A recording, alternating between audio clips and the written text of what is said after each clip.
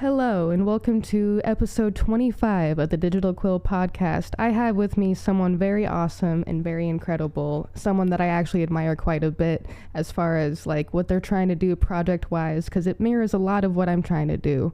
Today's episode is about this person. I would like them to introduce themselves, so go ahead. What's up? I am the Storyteller. I'm a genre-switching, genre-fusing alternative artist. And I make music that basically it tells my story in a way where hopefully it tells everyone's story, trying to focus in on what makes a human and just share really the story of human tragedy and hope in the midst of human tragedy.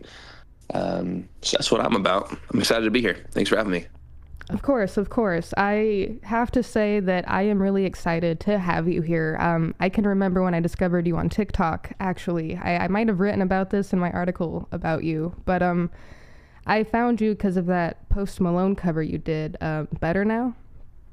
Oh, that's right. Yeah. And the sound that you have is just so unique, so I had to find the other stuff you did, and that's when I found that you were trying to build community and stuff, and that's been something that's been on my radar for wanting to do for a while, and that's why I admire the heck out of you, man. Seriously, keep building community, keep trying to connect people through music, because that's beautiful.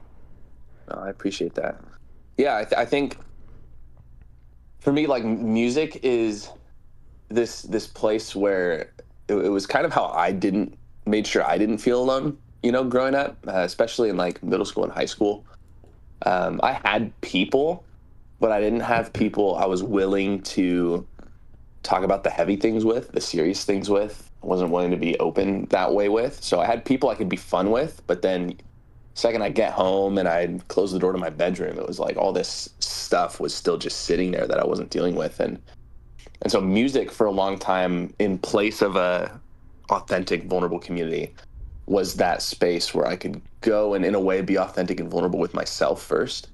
And so for me, it goes so hand in hand, right? Trying to build a community where I have this music that I hope will do that same thing music did for me. It'll voice what I didn't know how to voice. It'll make me feel like I'm not the only one. It'll give me something to scream and shout and cry and yell in the car. But also, if you're looking for that genuine community where a real living person out there just like you can hear and listen and then encourage and go through stuff with you, then that would be the next step after that. And so I love being able to offer that. I hope that I'm excited to see what happens with it. I don't really know fully what I'm doing. I know what I think I'm doing. I know what I want to do. I don't know how it's going to pan out yet, but I've loved what I've seen so far. It's been special. I know we're not super close personal internet best friends or anything like that, but from my position on where I've been watching the Storyteller and the Discord and everything unfold, your project and your drive with this, everything I've seen so far, I've been impressed with, I've been amazed with, I've been happy to see, because I really feel like community and people in villages, we all need each other. We all go through very similar, if not the same shit. It's a crazy world out here, and the fundamental thing, even if it is hard sometimes, is we need people. People need us. Yeah, it's so true. It's so true, and there's our gut reaction when we are going through something is to keep it in, right? It's if I show this, it's going to show weakness, or if I talk about this, it's going to be too much for people. I don't want to put weight on them. I don't we justify all these reasons to do it alone. And it's just not what the human experience has ever been meant to be. If you go back to ancient humanity, we were in tribes, we were in packs, we were doing things together. Everyone had their own role, and it was very communal. And if you weren't in a pack, you weren't going to survive. And I think now our survival, for a lot of us anyway, isn't a physical need. We're comfortable. We have a home. We have food. We have all those things. We don't have to go out and hunt for it quite the same way anymore. But emotionally speaking, suddenly when survival isn't that just having your basic needs met, there comes all this emotional stuff, and that's what is relatively new for humanity. We've gotten so comfortable now that all this emotional stuff is coming out, and it works the same way. You've got to lean on people. You've got to have people in your life who fill certain roles, just like we did before. And yeah, it's so unbelievably important. And I'm hoping to put a little dent in loneliness through what I'm doing. So I hope I'm doing it. I really do. I will say this. I feel personally for me that you have put a dent in loneliness, because I found your project at the right time. I found you at the right time. I was literally just about to start doing my podcast. I had all these plans to start my first book, and like, I'm actually doing the things I never thought I'd do, and seeing you do things, seeing you create the community, doing things that are like mirrors of what I want to do. I was like, oh, if he can do it, if this person can do it and get results, then I now have the confidence just a little bit more to do it too. Because like, if we both have our communities growing, if we both have people that we're like both like have the intent of like helping people, then that kind of gives me the I don't know how to say this correctly, but like that gives me the like the light bulb, the okay, like, oh, you are doing something good, Mars, keep doing it, because this person is also doing the same thing. Does that make sense? Totally does. And it means a lot you said that too. I appreciate you sharing that, and it's a story I've heard a couple times before, and it's exactly what I'm hoping for, right? Is like, most people are going to see my content, they're going to look at it, they're going to think it's corny or cringy or whatever, and they're going to swipe past until the moment comes where they need what I'm offering. And everyone who's ever found me and then taken that leap to join the community, whatever, they've said that same thing, that my content found them when they really needed it, for whatever that means for them, right? It's not going to be the same thing every time, but whatever it means for them is that there was a moment where they were looking for something, and what I was doing found them when they needed it the most. And so that's like the dream for me to hear. That's like exactly what I want to hear, because that's exactly what I'm hoping to do. And it's one of those things that, my music, it's not something everyone's going to understand. And the whole community thing is definitely not something everyone's going to understand. It sounds weird if you're someone who already has those things in place, or if you're in denial about really needing those things. And it's the same with emotional music and sad music like I make. There's people who don't get it. They think that like, wow, you're like really pathetic for these lyrics. Like, why do you feel that way? Why would you say you feel that way? Why would you tell people you feel that way? There's people who just don't, or they're just like, just write something happy for once. Like, they're like, I don't want to listen to you be sad. That's not fun for me. Like, write something happy. But you know what? The second that you're in a really bad place, what you're going to want is a song that voices being in a really bad place. And so it's what we do in trying to create community, and trying to, which the goal of community, right, is to make someone who is currently alone not need to be alone. The reason we do that is because we know there's people like you, like me, who on that day where they need it most are going to find what we offer, and it's going to be just what they need. And I want to formally apologize if I like praise you or like gush over what you're doing too much, but I can't help it. It's what you're doing to me. Like, what you're doing, like, to me is, like, I wish I could be your internet bestie. Like, I wish I could, but, like, that's, like, a thing that, like, you can't force that to happen. But, like, I wish I could be, because, like, you're, like, I want to, like, push your not your project, but, like, I use project as a fluff word. I want to push what you're doing even more and, like, be a part of it, because, like, I'm trying to do the same thing, and I think what we're doing here and what we're trying to help people with, because I know that loneliness, and I know you do too. It's like beautiful, and it's giving me so much hope and faith, and just, I'm sorry if it makes you uncomfortable. You're good. You're good. I don't receive compliments the best, but I've learned not to reject them, so I will take them. I'm still learning how not to reject them, so I might need to take some notes from you. What do you got? Just shut up and smile is what I do. That's a good one. That's my trick for it. Yeah. Yeah, I've never been very good at hearing those, but yep.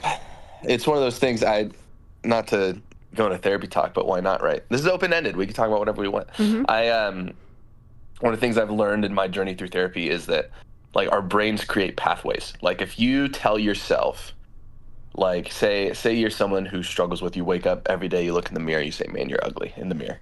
And then the next day you look in the mirror, you say the same thing, even just mentally, not out loud, but in your head, man, I'm ugly. You look in the mirror, you say it again. Every time that your brain goes to that place, it carves this little canyon in your mind that makes it easier to go to that place again. And then the next time it gets even easier. And then the next time it gets even easier. And so what I've learned is that the way that we fight some of these negative thoughts in our head is we create alternate pathways. We have negative pathways, we start to create the positive ones. And the way we do that is the same way we create the negative ones. We think the thought. And so for me, when I, with compliments, one of the things I've reminded myself is I'm on this journey to better myself, right? I know I have a mind that thinks in a way that isn't always healthy. And so one of the pathways to bettering yourself is being open to positivity and being open to creating these alternate positive pathways. And you have to accept compliments to do that. And so it's one of those things where it's kind of like, for me, I've never been one of those guys who like the gym is like, oh, I can't wait to go to the gym today, but I go because I know I have to. It's one of those things for me. A lot of these things I do for my mental health, it's like, okay, I know I don't want this. This doesn't feel natural for me. It's not fun for me. It's not exciting for me. But also I've committed myself to being better for the people who care about me. So I'm going to learn to take the compliment. I'm going to learn to carve the more positive pathway and see the growth. And it's a bit of a fight, but it's worth it. That's for sure. Speaking on the note of people who care about you, I don't know how much I can talk about projects and music and stuff that hasn't been released yet, but there is a song. As much as you want. Okay. Yeah. But there is a song of yours. There's a song of yours that I've seen on your TikTok lives. I think you know the one I'm talking about. I've requested it 1 billion times. Are we talking about Blueberries and Wine? Yes, we are. Yes. Yes, we are. I have to ask this question. I am so sorry, but I rewatched your music video the other day. Is your lovely wife in that music video? In my music video? Is my wife in my music video? She is not. Will we see her in future music videos? That is to be determined. She is. So it's one of the things that I love talking about my wife, by the way. One of the things I always looked for in whoever I was going to marry was that I feel like the best relationships have push and pull. And what I mean by that is I'm someone who I feel more comfortable with a microphone in my hand or being on stage. Like, to me, that's where I have the most control. And for her, she absolutely does not want that in any shape or form. Like, I wouldn't go as far as to say I'm an extrovert, because I'm definitely not, but I do well in big environments that for many other people, like my wife, would be extremely overstimulating and not comfortable.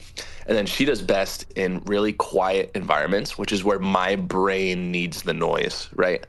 And so for her, I've talked to her about, there's been a couple projects since we've been together where I've been like, hey, would you want to be in this? Would you want to do this? Would you want to be on camera?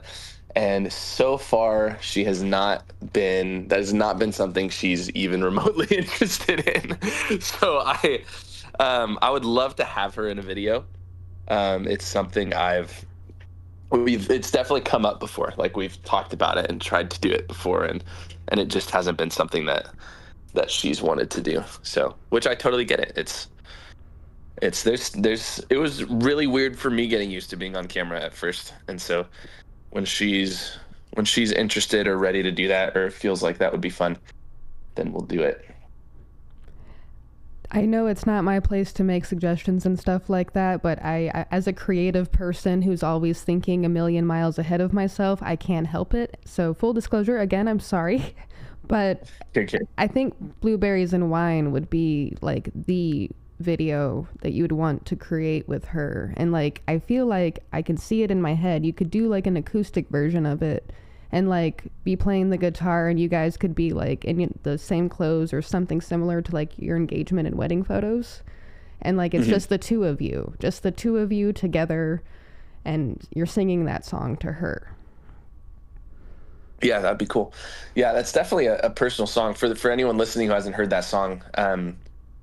I wrote this song about a conversation that I had with my wife where she showed me an article that said that I think it was specifically men. It was men who eat blueberries are like statistically will live 15% longer. Like who are frequently eating blueberries will live 15% longer. And like she showed me this article and I was like, okay, cool. And thought nothing of it. And then the next day there's blueberries in my fridge. And I was like, this is so ridiculous, right? Like you read one article about blueberries and now she's getting me blueberries. But it caused this something clicked in that moment that like there's a time where I really just like my future, my life, my next day was something that I really didn't care about. I wasn't, there was a time where I didn't really have much interest in a future. And now I have someone who cares about me so much that she's doing everything she can to protect and lengthen my future as much as possible. And so I wrote this song about like there's a time where I was miserable and I didn't really care for this whole life thing anymore. And now I'm in a place where this person cares about me so much that she's literally doing everything she can to keep me alive. And it's just this weird, like, what more could a person ask for? Like, how am I someone who lets myself go to that place sometimes when I have someone like that in my life? And so it is a song that I really love that I've written. I'll be honest, I still have no idea what to do with it as far as taking it into the studio. Like it really works just me at a piano, and maybe that's just how it needs to be recorded. But every time I've kind of considered how to produce it out or what project it would go on or anything like that, it's been kind of this elusive song for me. But I know that it means a lot to me, so it'll end up somewhere. It's just some songs like that get really tricky when they're that open and honest and personal, and they feel that right at just a single instrument. A lot of like musicians would say that's when you know you have a song to take to the studio. For me, actually, that's when it's like I don't know how to take this to the studio. I kind of have the opposite problem. So it'll be interesting. No idea where that song is going to go, but it'll go somewhere. I think I like your idea of doing it how you just do it on the TikTok lives and stuff. It's you in front of or not a computer, you in front of a keyboard, like a piano. Yeah. Pardon me for saying, but I love hearing that story about your wife. Like that's one of the reasons why I go on to that, like you're live and try to request this song. Like I'm hoping to hear that very story because that is such a beautiful and just beautiful story. I'm melting over here. But pardon me for saying this, but I feel like on some level we might be overthinking just a little bit on what to do with this because I think the song has written itself. It has the emotion and the love and the beauty and the sadness and the pull, everything that like the energy in that music, that song specifically is just, it's going to keep me coming back to it for sure. And I want to see that one specifically completed because at some point in like the next, I don't know, millennia, but I think for different reasons, as like an outsider watching the story, like we might have some level of like the same level of admiration for your song, Blueberries and Wine. Mm-hmm. But different reasons because like you're the artist, you're the creator of it, and I'm just the admirer of the story. Sure. I don't know how that makes sense, but no, it totally does, and it will happen, and I think it will happen relatively soon. One of the things with songs like that, and the problem is I have 2 or 3 songs that I feel a similar way right now, which means they'll probably end up together. Ooh. But songs like that are kind of like a black hole, and when you place them on a record, everything else is going to circulate and get sucked into them, thematically speaking. like a for me when I was working on my next record, the record that drops in the fall, I had two songs that I knew I wanted on the record, and they terrified me because of that. And it was one of the songs you've heard me play on live. It's called Life After Death. Similar message, similar theme in that song. And then the other one is a song no one's heard yet called Beauty in the End. And those two songs, I knew if these two songs are on this album, they're gonna, like, the rest of this record needs to circulate them, because what they're saying is so strong, and the execution I feel is so strong that they can't be like these songs that that just kind of slide into place and you hear them and then you pass through them and that's it. They have to be the songs that like are the foundational bricks of the record. They say too much. They say it in too right of a way, and so they need to be like the turning point and the climax of this album if I put them on there. And so in the same way, like I have these, Blueberries and Wine is one of those songs that it's you're right, it's a strong story. It's a strong execution of it. It's a really honest song. And when I say that, by the way, just side note before I continue, sometimes when I talk like that, it sounds like I'm buttering myself up. Like I'm like, yeah, I wrote this song. The way I songwrite, I feel like I put 0% of my skill and talent into something. I've always said that it feels like the music takes the song out of me. Like I just kind of follow. I don't really lead. And so I'm not really fluffing myself up. It's just that the right song found me. I didn't find the right song. But anyway, I'll continue now. I always like to preface that. I don't want to sound like I'm like buttering myself up or anything, because I don't view it that way. I don't think you're buttering yourself up. I get it. I got you. Cool. Word. But these songs that I have Blueberries and Wine. I have a song that's called Be Like Him. I think I've posted a clip of that one. And then I have a song called For You.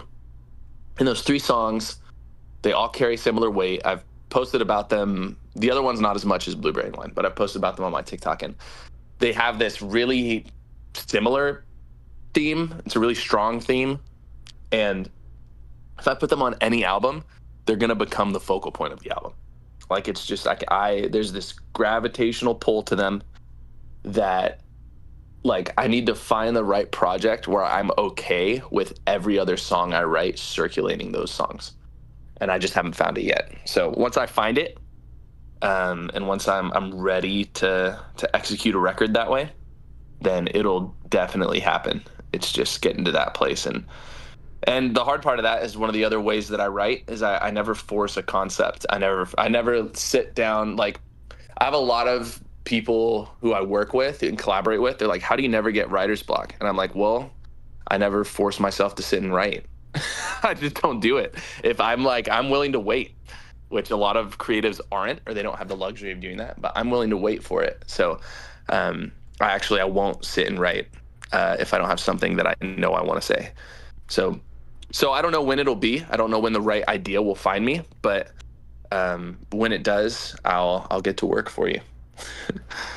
Well, I appreciate that. And I want to side note my own self on this. I kind of resonate with what you're saying when it comes to how music writing finds you and all of that. I can't repeat that verbatim, but when I first started writing and I first started noticing like I could write hundreds of poems in a day and like 20 short stories that could possibly be turned into novellas or novels, I was like, oh, wow, what's going on here? And so many people would be like, wow, Mars, you write so much, like just growing up and even now. And it's like, I'm sorry. It's kind of just like the words come from the middle of nowhere, down my arm, through the pen and onto the paper. Like I'm sorry.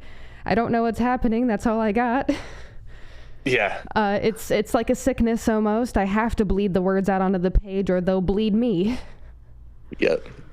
That's the truth right there. Now, here's an interesting question for you. And I wanted to ask this earlier, but I feel like now's a good time. Who do you think you would be if music was not a part of your story?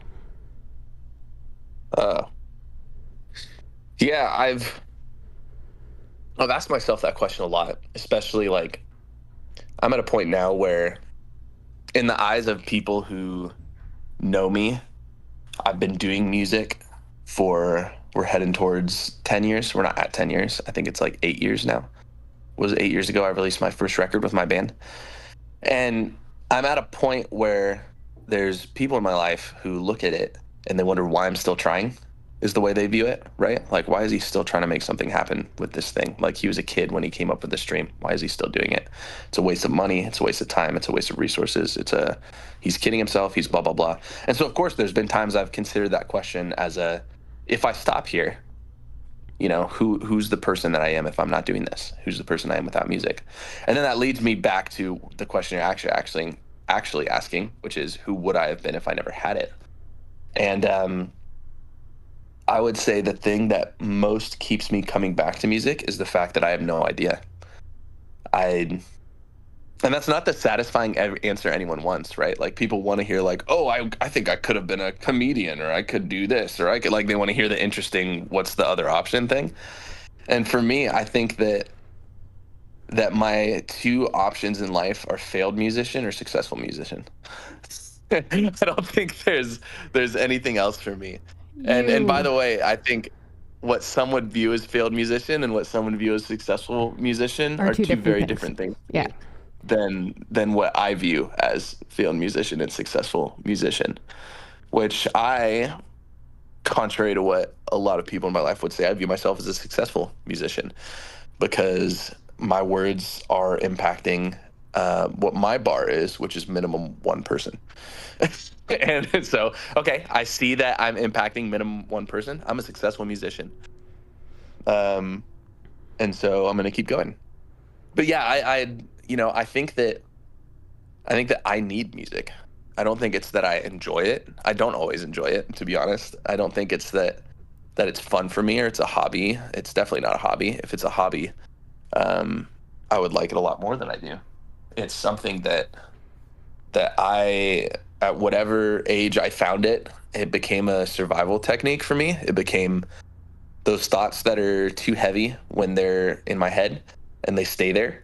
I'm gonna get them out of my head and I'm gonna put them on paper.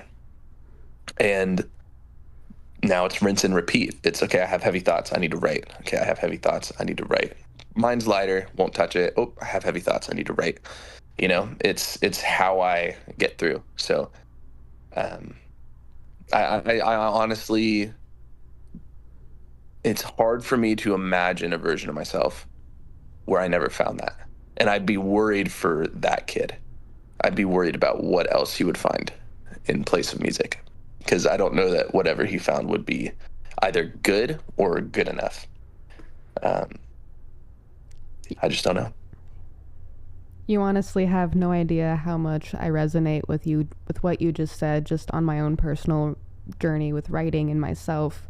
I've asked myself that question, like both questions, like who would I be without writing? Who would I be if writing never was in my life? And it took me just the last couple of years to finally realize I don't think I would be anything without writing. Like, writing Yeah. is who I am, telling stories and connecting people and having conversations like this. Like, if I didn't have this, I would be nothing. And the new like motto on my life is I'm either going to write many books and be an author and public speaker and like be meeting people and building communities and bridging communities, or I'm going to die trying. There is no other option.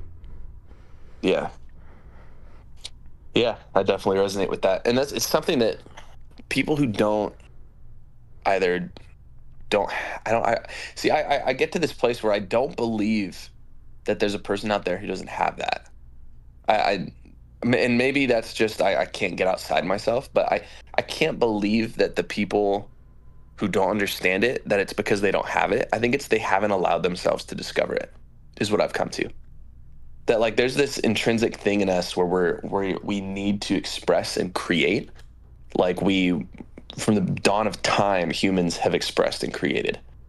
And I think that before there was all this social structure, before there was all of this, like what's become society and culture, what's become the way the world works.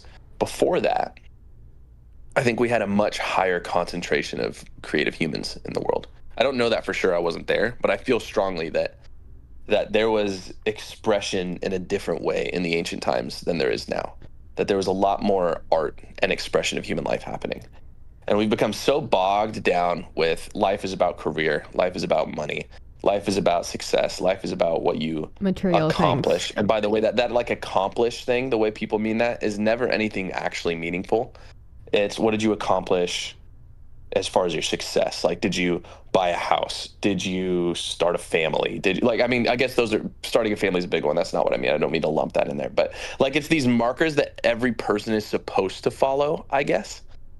It's these markers of, did you retire at a certain age? Did you, whatever it is, how many, you know what I mean? Like it's Yeah, these yeah. markers of your financial success usually, or your career success.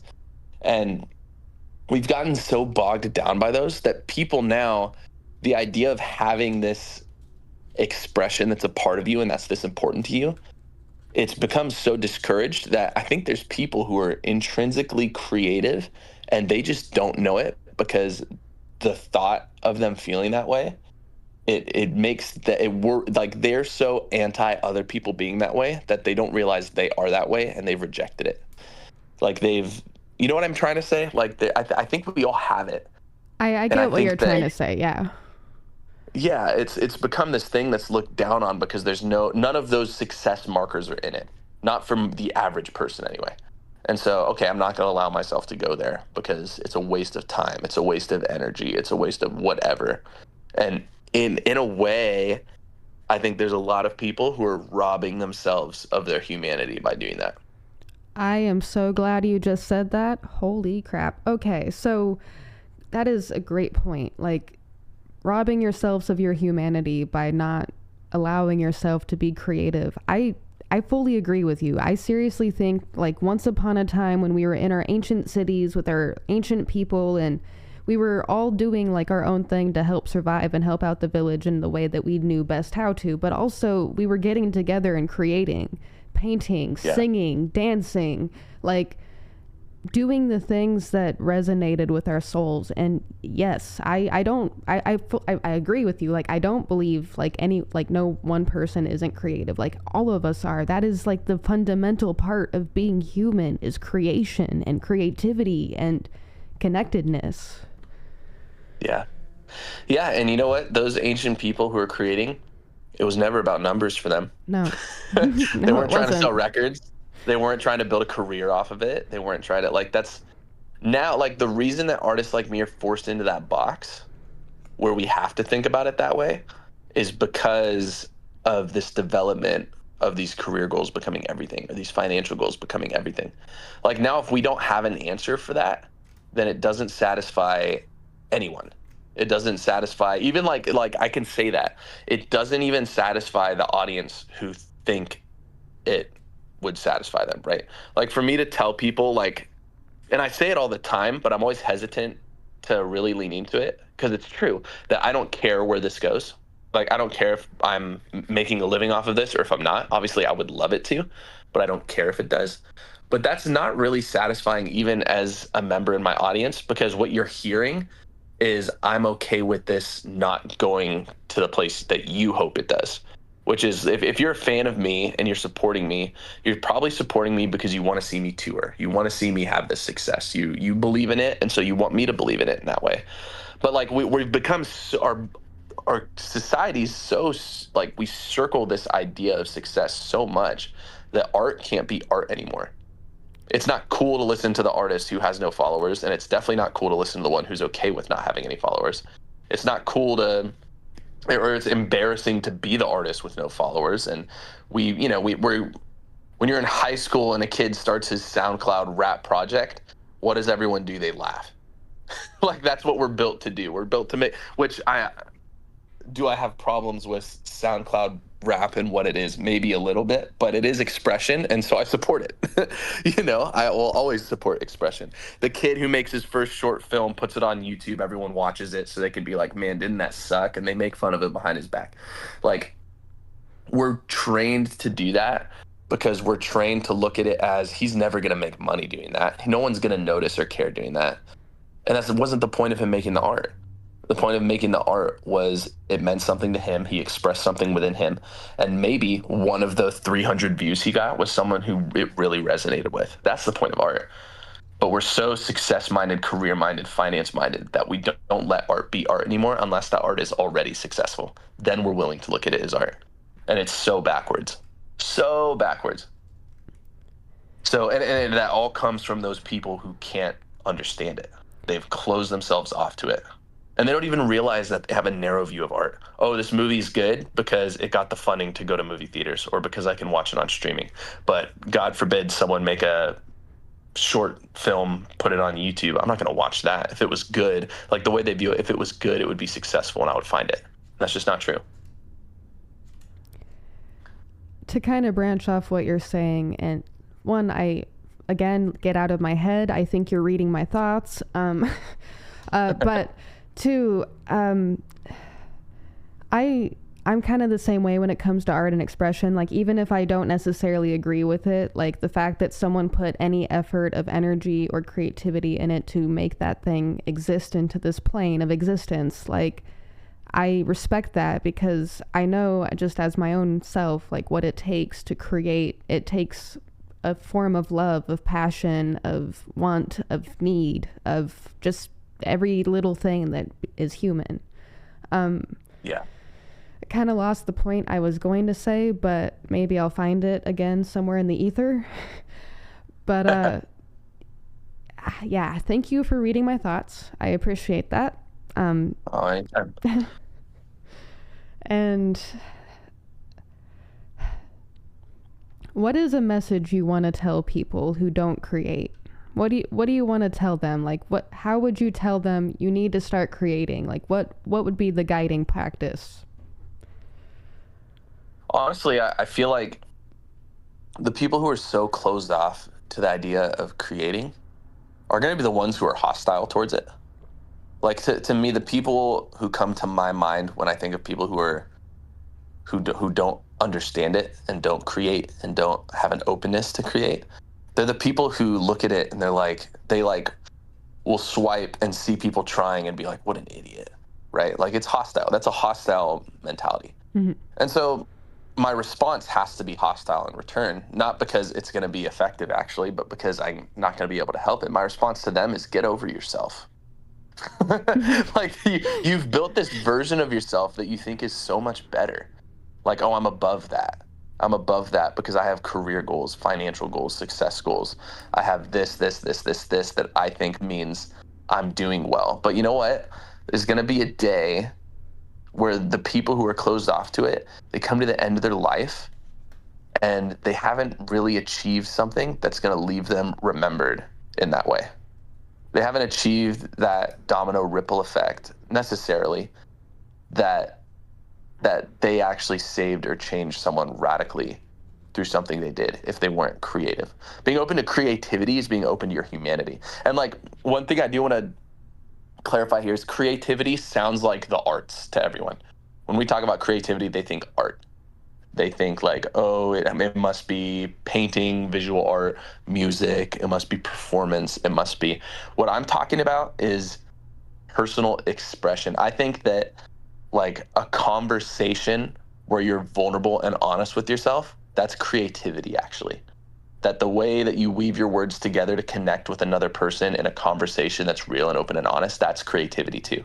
So really, when I'm talking about people who are closed off to creativity, I'm talking about people who are closed off emotionally, if that makes sense. It's a different step I'm taking.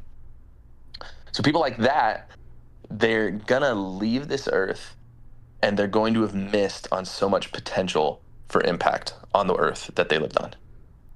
And that devastates me. That devastates the hell out of me. That there's people who are going to walk, live, and they were so closed off that they missed the mark. And so I would just tell those people, like I said earlier, get over yourself because you're going to miss it. You're going to miss what the point was this whole time. Open yourself up. Allow yourself to feel the things you're trying not to feel. Allow yourself to express the things you're not allowing yourself to express. And I have this belief that I've said a couple times on my live streams, and it's, call it fate, call it divine intervention, call it whatever you want. But I have this belief that when someone says yes to creative expression, every single time, when someone says yes and they do the thing, whatever that thing is, that every single time it will be used for good. Every single time. I have this belief that, like, when I go on my live stream, it's something I tell myself before I hit play and I hit start or whatever, the record, that's the button. That's what I'm looking for. I think go live, whatever the button's called. Whenever I press that button right beforehand, I remind myself that it does not matter how many people join the stream, because I'm saying yes to putting creative expression out in the world. And I firmly believe that just that yes means that the words filtered through my voice, filtered through whatever melodies I'm using, whatever lyrics I'm using, whether they're mine or not, that my voice singing the right words and the right melody at the right time will mean something to the right person. And that's why I do it. In the same way, these people who aren't allowing themselves to feel emotion or to express creatively, they're missing the yes, and they're missing the opportunity to mean something to someone every time they say no.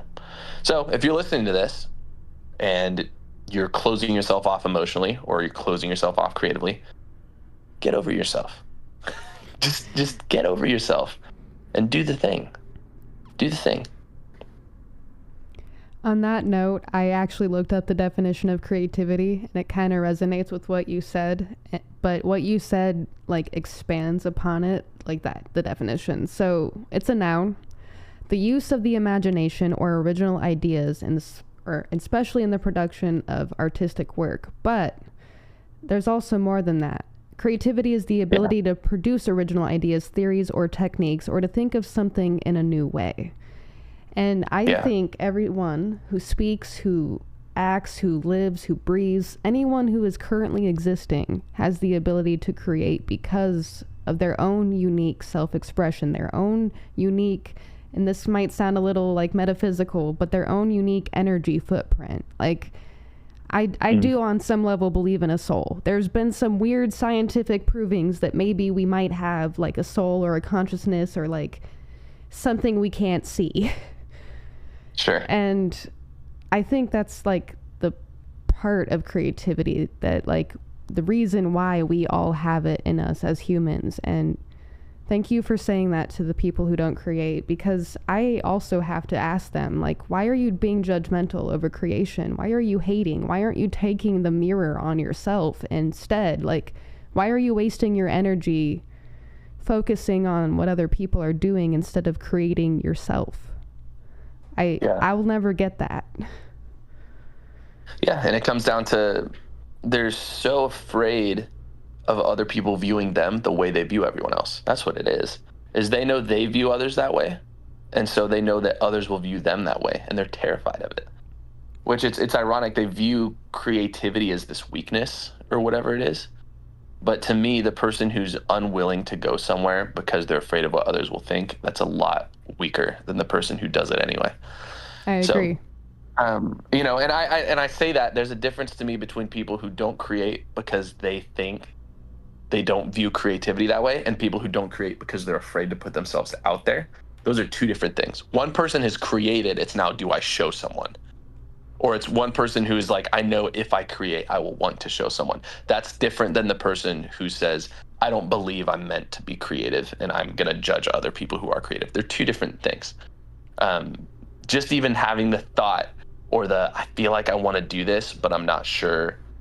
Like, I'm scared what people will think, or I'm scared I won't be good at it. That's a totally different fear.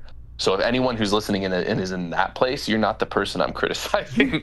No, we're not criticizing you. Yeah. But I will be honest, I am criticizing the ones who are emotionally closed off because it's harmful.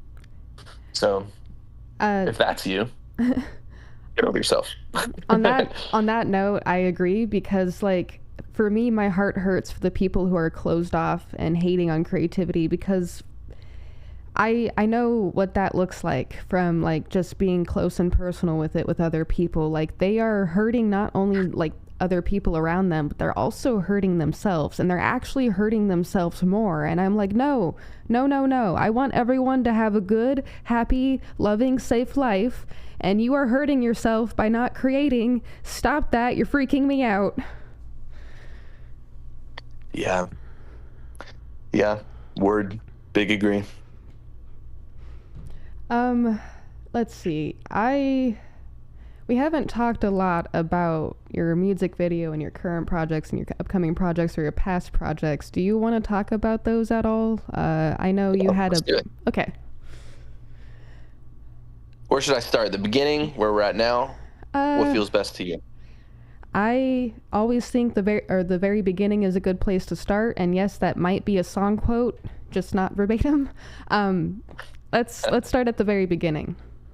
All right. So I started songwriting and creating when I was 16 years old, and um, I just had all this weight in me that I didn't know what to do with. My brain was going places I didn't like, and it was scary to me. Um, and I remember I was listening to NF's album Therapy Session had just come out, Mm. and there's a track on there, the title track, Therapy Session. At the end of the song, he like explains why he creates to people who don't get it. And he says, like, I need this. He's like, this is therapy for me. He's like, he just literally says that I don't write this for you anyway. I write this because when I write, it helps me cope with what's going on. And so I had this thought, I hear that, and I just have this thought on, I wonder how that helps him. Like, I wonder how writing the words helps him. And so I was like, I should try it. I've always enjoyed music. I've always resonated with music. Music has always helped me just to listen to. I'm like, maybe there's something that I can tap into if I start writing it. And so I did. I started writing, and it quickly went from one song to 5 songs to 15 songs to 20 songs. By the time I had 20 songs, one of my best friends, Jacob Wall, he found my phone. I can't remember why he had my phone, but he was flipping through pictures or something, and he happened in my notes app, which, nosy boy, what the heck are you doing? But he's in my notes app. He finds my lyrics. He's like, dude, what is this? And I was like, oh, it's just stuff I wrote. It doesn't mean anything. Like I started like I was really bad. I was like, don't look at it. It doesn't mean anything. He's like, dude, we should just write these songs. He was a guitarist and a singer, and he'd done music his whole life. He was like, from the second he could open his mouth, he was in singing classes, I swear. Super talented dude. And so we did that very first song we did together. I was like, I heard it in my head. I didn't play any instruments besides drums at this point, and so nothing that makes a melody. And so I remember singing, like I would just sing the parts. I was like, so in my head I hear this guitar part that goes like dun-na, dun-na, dun-na, dun, and I like would just sing to him, and he'd be like, you mean like this? And he'd play it because he's ridiculous, and I'd be like, yeah, that's exactly what I just heard in my head. And so like we built this song together where I'd be like, the best I could, this is what I heard, can you make it come to life? And then he made it come to life for me. And that song was the first song I ever put out. It was called King Suffering, and we started a band called Crowned in Chains. And we released that single, I believe, in 2017, maybe 2018. And then we ended up dropping a record in 2019 called King Suffering. And so the first song I ever wrote, like lyrically, became the first song I ever saw come to life lyrically, and then the first song I ever released, which is really cool. And I still like when we started that band, we wrote a bunch more songs. We had 5 songs. One of them Jacob wrote, the other 4 I wrote.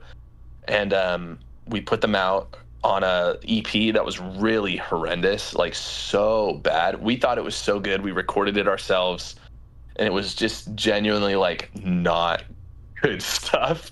Like the execution wasn't good. I think the songs were decent, but the execution was not good. And I'm slinging these demos at my school. I'm trying to get anyone and everyone to buy them for $5 because we were fundraising to go to the studio and make them sound better and make a record. And at that time, we started playing shows. And the live show for me was when it went from this is fun for me and it's expression for me to kind of the mission that it is now. Because I remember one of the first shows we ever did, we played a set, and this person comes up to me and she's crying, and I'm like really confused about it, to be honest. I like didn't expect someone to come up to me crying after a show. Like I think we played a coffee shop open mic and someone comes up to me crying, and I'm like, what did I do? Like I thought I was in trouble or something. I was like, are you okay? And she was just like, your words resonated with me so much. And she was just like, thank you for saying the things you said and singing about the things you sang about, because I needed to hear them today. And I was like, whoa, that something was different there. Like that was very different. First of all, I didn't realize the words I was singing were vulnerable.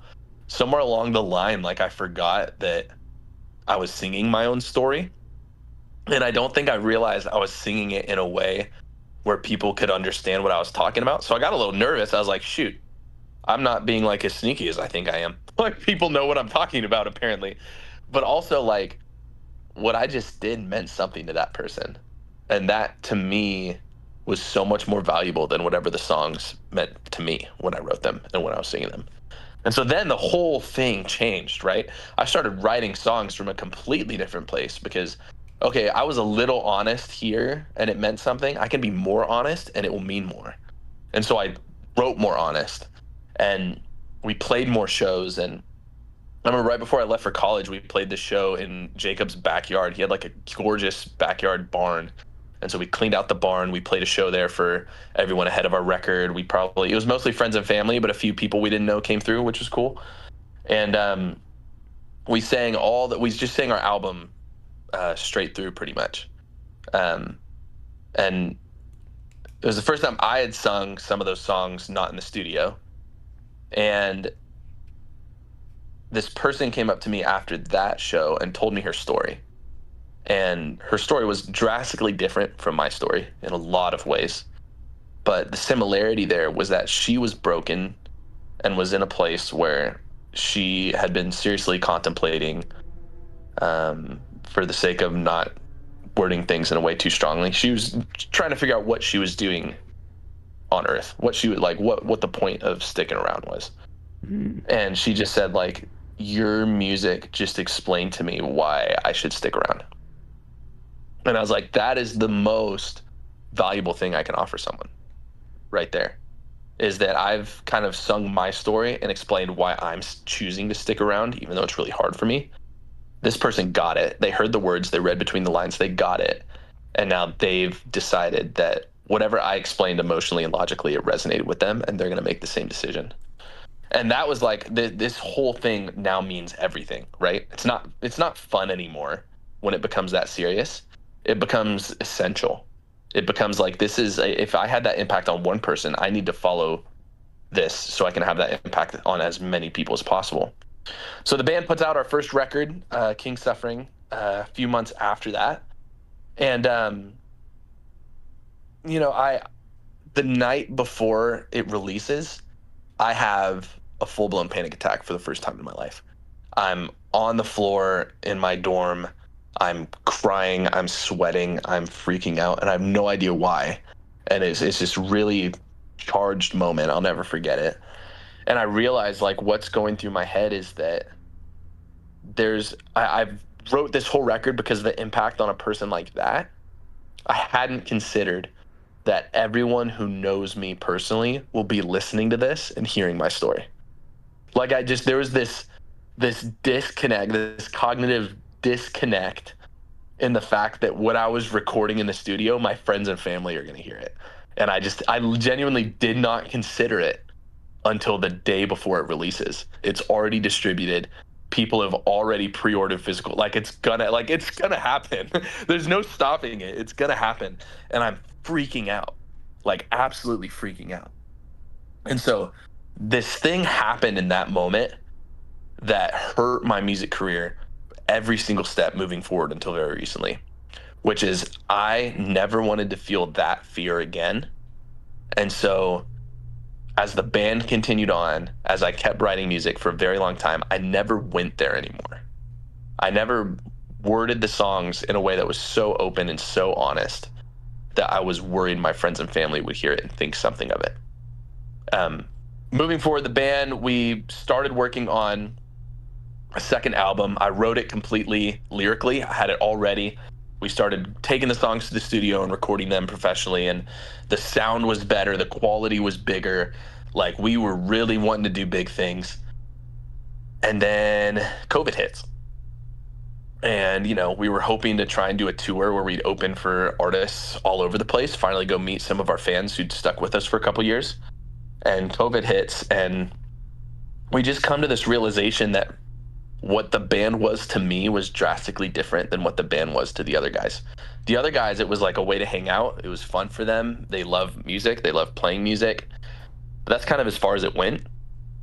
Whereas for me, like I was waking up, going to sleep, thinking about this thing. It was like my reason to stay alive. And it just wasn't. Basically, I had asked the band, I had asked the guys individually, if we get a record deal, are you changing your life and switching up your life to pursue this thing? And they individually, all of them were just like, no, I'm not doing that. That's not what I want. And so I had to break up the band because I was like, that is what I would want. That's what this is to me. It's if I get a chance to do this and make it everything I ever have to do for the rest of my life, I'm gonna do it. And so I had released solo music side projects just under my own name, Daniel Sherman, for a few years. I started in, I believe, 2019. Yeah, so the band's album was 2018. I misspoke earlier. The band's album was 2018. I started releasing solo music in 2019. I wrote this song called Seasons. The band had rejected it, and so I put it out. And I always viewed my solo music as this side project that hopefully would pour people, like people might find it and it would pour them into the band stuff, or people who were waiting for the band to do something. Because it took us forever to put out a song because we needed the money first. Because we were recording very professionally. It was like, this will hold you over until the real band stuff comes out. But now with the band broken up, it's like I need my solo music to be the main thing all of a sudden. And like in the most perfect timing of divine intervention, Mike Shinoda reaches out from Linkin Park. And he sends me this DM, and the DM just really simply says, hey, no big deal, Mike Shinoda, hey, would you be interested in having me produce one of your songs live on Twitch?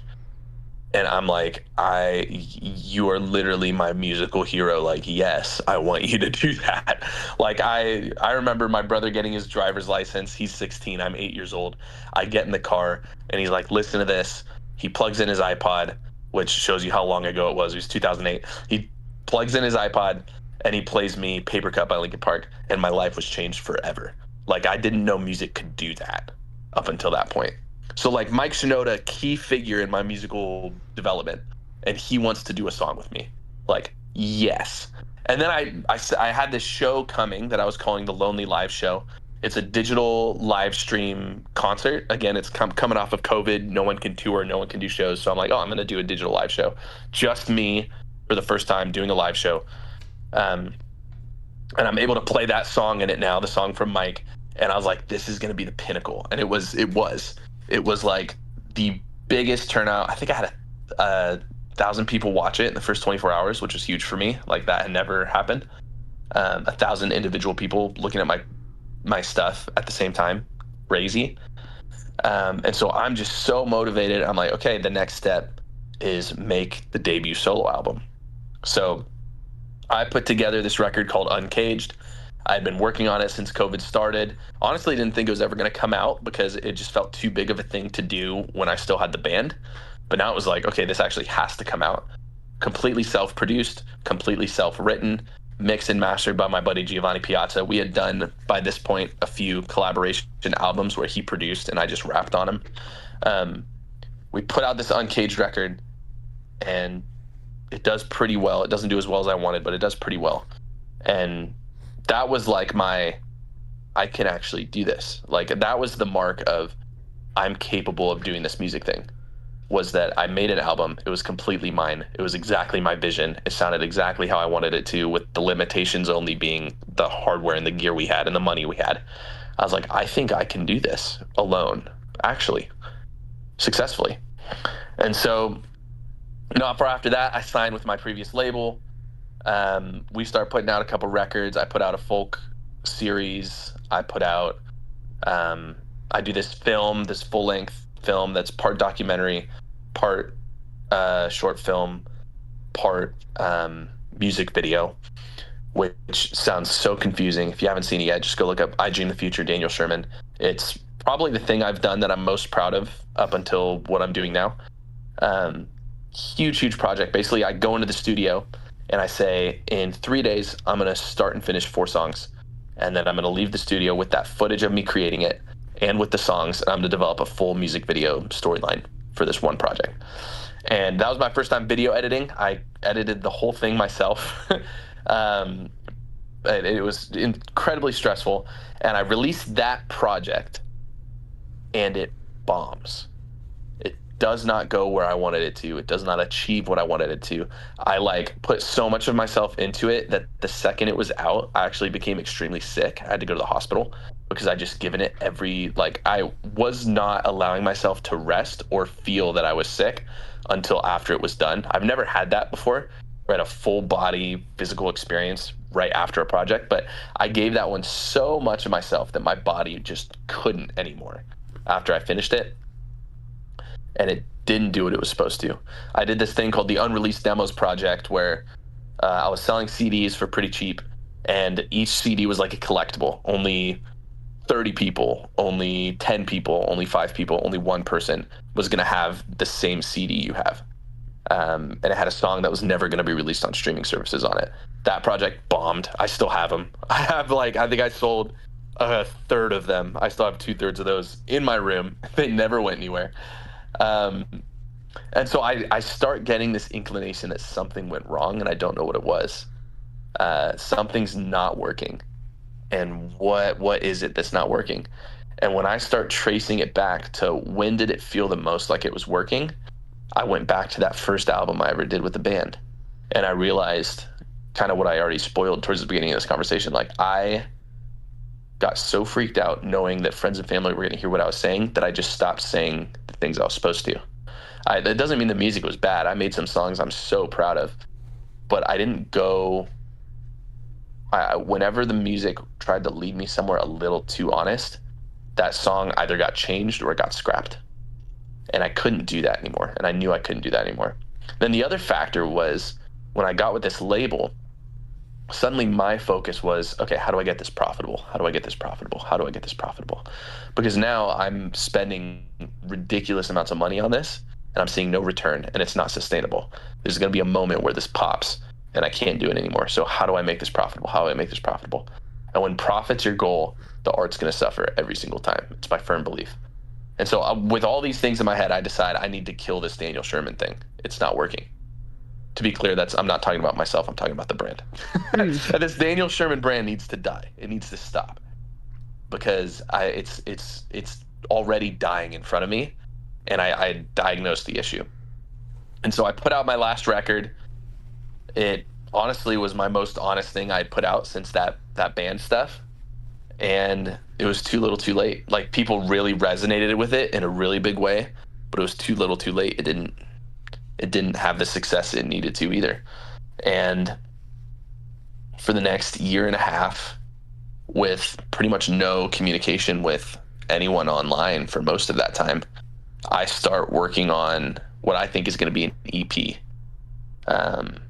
That EP eventually became an album called Fear, which is what I'm releasing in October. And the Storyteller was born, this new persona, this new character, this new brand. And my commitment when I was coming back was that I need to leave everything out on the table. I need to be extremely vulnerable and open and honest in whatever I say and whatever these songs are. I need to make sure that I'm not releasing something when it's good enough. I need to release it when it's right. I need whatever my social media presence is, it has to be cleaner, it has to be more polished, and it also has to be more meaningful. And the second I start worrying about money again and about finance and about the success of the project numerically, I need to get away from the creative side and I need to pause. I need to remind myself why I'm doing this. And that was when I knew I was ready to start launching this project and doing it. And so that kind of catches us up to today. I've released an EP called Setting the Scene, which was a collaboration between Daniel Sherman and the Storyteller. Because that EP it voices the change and it kind of paints a picture of what's changing. So the first 2 songs I view as Daniel Sherman songs. So the first 2 songs are Setting the Scene and Hostage Situation. Those are like the fulfillment of the Daniel Sherman brand, and then Dead to Me is the first Storyteller song. And then I've released one single from my record called Afraid of the Day. That's going to be track 2 on the album. And then I'm about to release the second song, which is called Relate.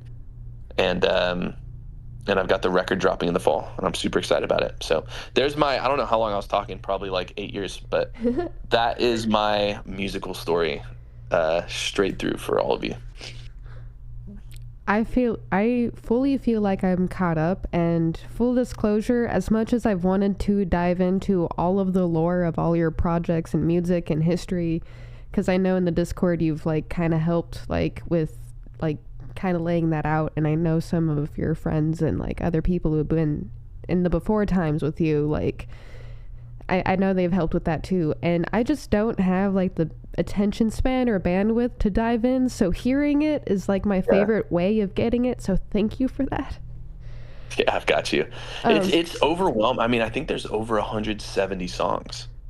Oh, like wow. It's an insane catalog, and just to be blunt, like a lot of it isn't great. I was learning.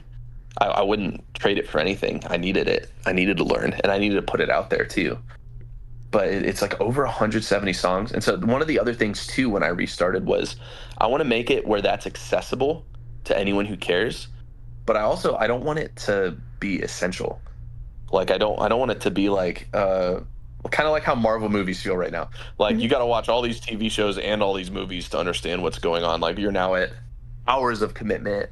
Like, no, I don't want to make people go through hours of commitment to understand fully who I am or what I'm doing. So that was another part of the reason for the restart. Was at a certain point, if you get into an artist and then you see they have over 170 songs of backlog, you're going to be like, not for me at this point. Versus now, you look at my Spotify, it's like, oh, he has 4 songs out. I can do that. That I can do. I like that you have kept your old music from a Daniel Sherman project, and is it Crowned in Chains? Did I get that right? Yeah. Yep. I like that you've kept those up, and I also like that you've incorporated the playlist to be able to find them on the Storyteller page on Spotify and like other places, because like I have like listened to some of the other stuff, and it has kind of helped paint the picture of like where you started and where you are now. And I've met musicians and I've met people who like want to delete their past projects, and I'm like, I respect that they want to do that, do what you want to do, like live your life, be free. But for me, as someone who likes story and likes people and likes the human condition and all its like travesty and also like beauty, like I don't want people to delete things. I don't like deleting things. There are probably some posts of mine that are never going to be deleted that probably should from years ago, but like I'm evolving, I'm changing, I'm learning, I'm growing. Like who I am 5 years ago is not necessarily who I am now. Yeah, for me that decision was, I have to pay to keep those songs up actively. And it gets tempting every time that charge on my account comes through to just stop paying it and let go of them. But it comes back to what the point of this whole thing is for me, right? Like if I am really doing this because I believe in the impact, that's another yes I'm saying to creative expression. It's a yes I said back in 2017, 18, 19, 20, whenever it was. And like I know those songs mean something to someone. I see that people still listen to them. Like hold on, I can do this right now on the phone.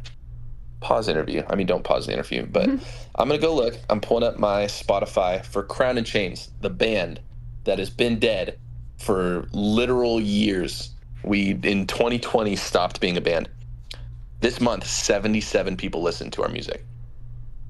77 people, and this is across 1, 2, 3, 4, 5, 6, 7, 8, 9, 10, 11, 12, 13, 14, 15. There were 16 songs played in the last month by those 77 people.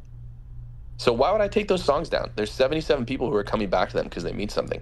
Now, if I go look at Daniel Sherman, 936 monthly listeners. That's actually still more than I have on the Storyteller, kind of aggravating. But it's because there's so much more catalog that so many more people over time have seen. And so there's all these songs that are getting streamed because they still mean something to someone. So like I think the artist inclination is, oh, I'm not proud of that, so I'm gonna take it down, right? Like, oh, I don't like how that sounds. I didn't know what I was doing yet. I didn't, and that all is probably true. I'm not gonna say that's not true. You probably didn't know what you're doing, and it probably is not the best art in the world, but it's art that someone out there might need. You know, it's part of your own story. That's so cool that people can find it and hear you evolve that way. But it's also it's art. Like I just don't believe that any art should ever be destroyed and inaccessible. I um, agree. because it has the power to mean something. You know, even art that's made with the intent of malice, even art that's made to say something horrible and vile, like you could take that art and have it be a reflection of the darkest parts of humanity, and it becomes powerful for good, even though it's not the intention of the creator.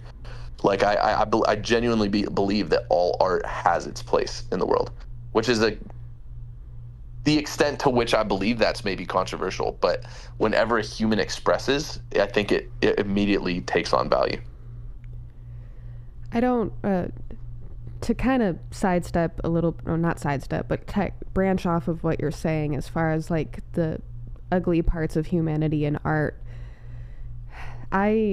That's kind of one of the things I've wrestled with when it comes to writing my debut novel, 21 Days Gone. Like, this book is a truth turned fiction. It's going to be my first book. It's going to be the book that I somehow largely feel like I was meant to write and always have been meant to write. I don't know how much you know of my story, but for just keeping it short's sake, I experienced a lot of trauma from pretty much birth and conception to about 5 or 6 years old via sexual assault, amongst other things.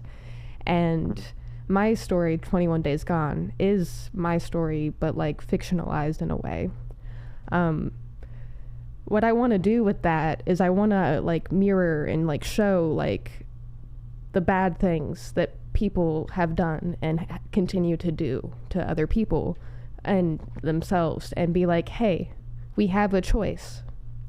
Are we going to continue to do these vile deeds and stuff like this debauchery? Are we going to continue to do this, or are we going to choose to better ourselves and better humanity? And that's kind of the takeaway that I want, even in like the disgusting, like bad malice art, you know? Does that make sense?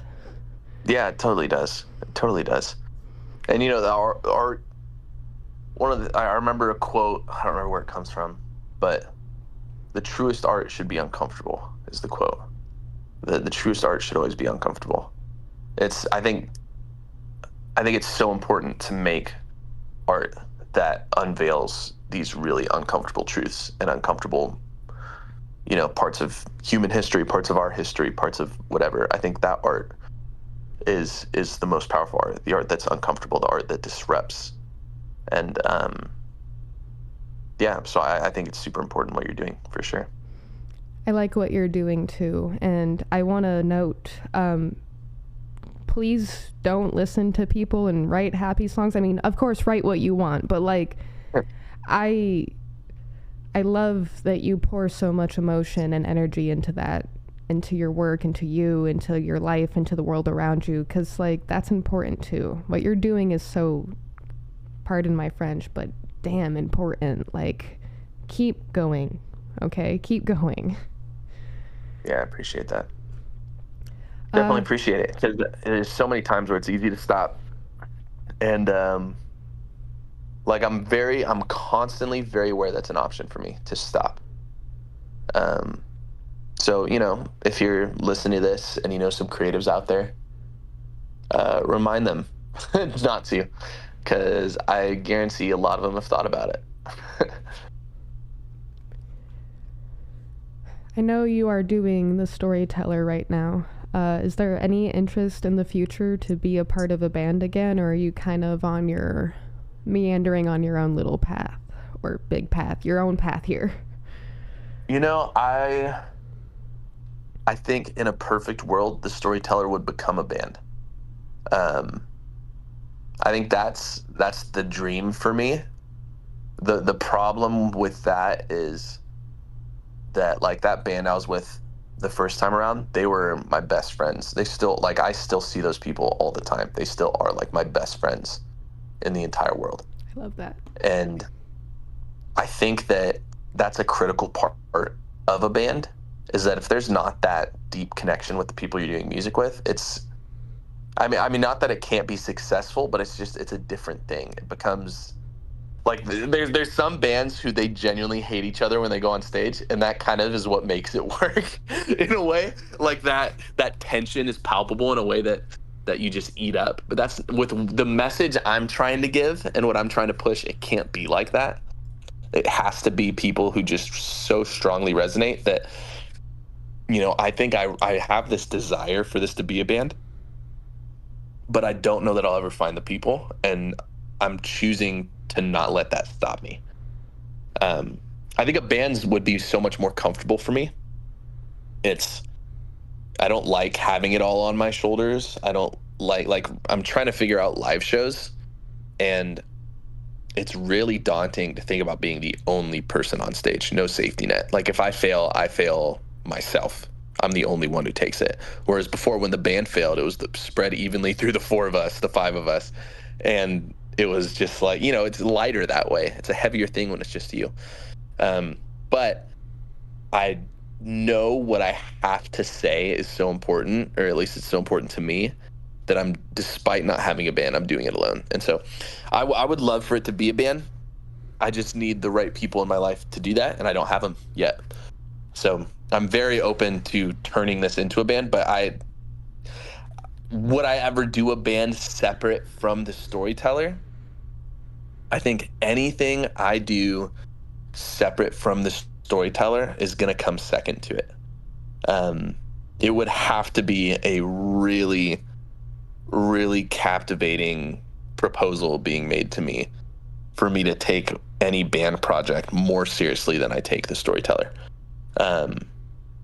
Which is what, if I found the right collaborators, I would just want to bring them into what I'm doing. But I don't know if that'll ever happen. We'll see. I hope so. Honestly, I would love for the Storyteller to be a band. I just don't know. I don't know that they're out there. I feel like I've already found the people who that could work with, and we did it for a bit, and it was amazing, and it's over. So now it's just me. I will say with the caveat to that is that, I just said that it's just me, and in a lot of ways it's really not. Giovanni, who I mentioned, was the mix and engineer and mastering engineer on some of my projects under Daniel Sherman. He is my sole creative collaborator for the Storyteller. He is engineering every session while I'm producing most of the time. Sometimes I produce alone, but most of the time he's there with me. He's mixing with me, and he masters himself. Like, when I talk about the Storyteller, something I want to make clear is, like, it's my face, it's me on stage, it's my words and my melodies and my production and my songs for sure, but Gio's fingerprint is all over it too. He is so important to it. And, he doesn't have the desire for the stage side of things. He doesn't have the desire for the getting behind the camera or doing the interview thing or the podcast thing, or like that whole element of this thing he doesn't love. But I'm always going to try to remember to mention him, because he's like, whenever I'm working on something in audio land, he's involved in it. He's so important to it. So in a way, I get, while I'm creating the songs, that band vibe that I want. Through him, I get the camaraderie, I get the friendship, and that's actually a huge part of how I knew the Storyteller would work. When I came back, was I called him and I said, I want to make an album. I'm not going to make it if you're not part of it. I just told him, I think you're the only person who I can collaborate on this new thing I'm trying to launch and have it work, because when the two of us are in a room, it's just fun and it just feels right. And that's one of the things I'd been missing on a lot of my Daniel Sherman projects, was I was missing that element of fun and camaraderie and friendship and in that band feel. And so he gives me that. So in a way I have it now, just not a 360 band. I have him for the front 33%, and then the other 2/3 I'm on my own. But but he's a really important part of this.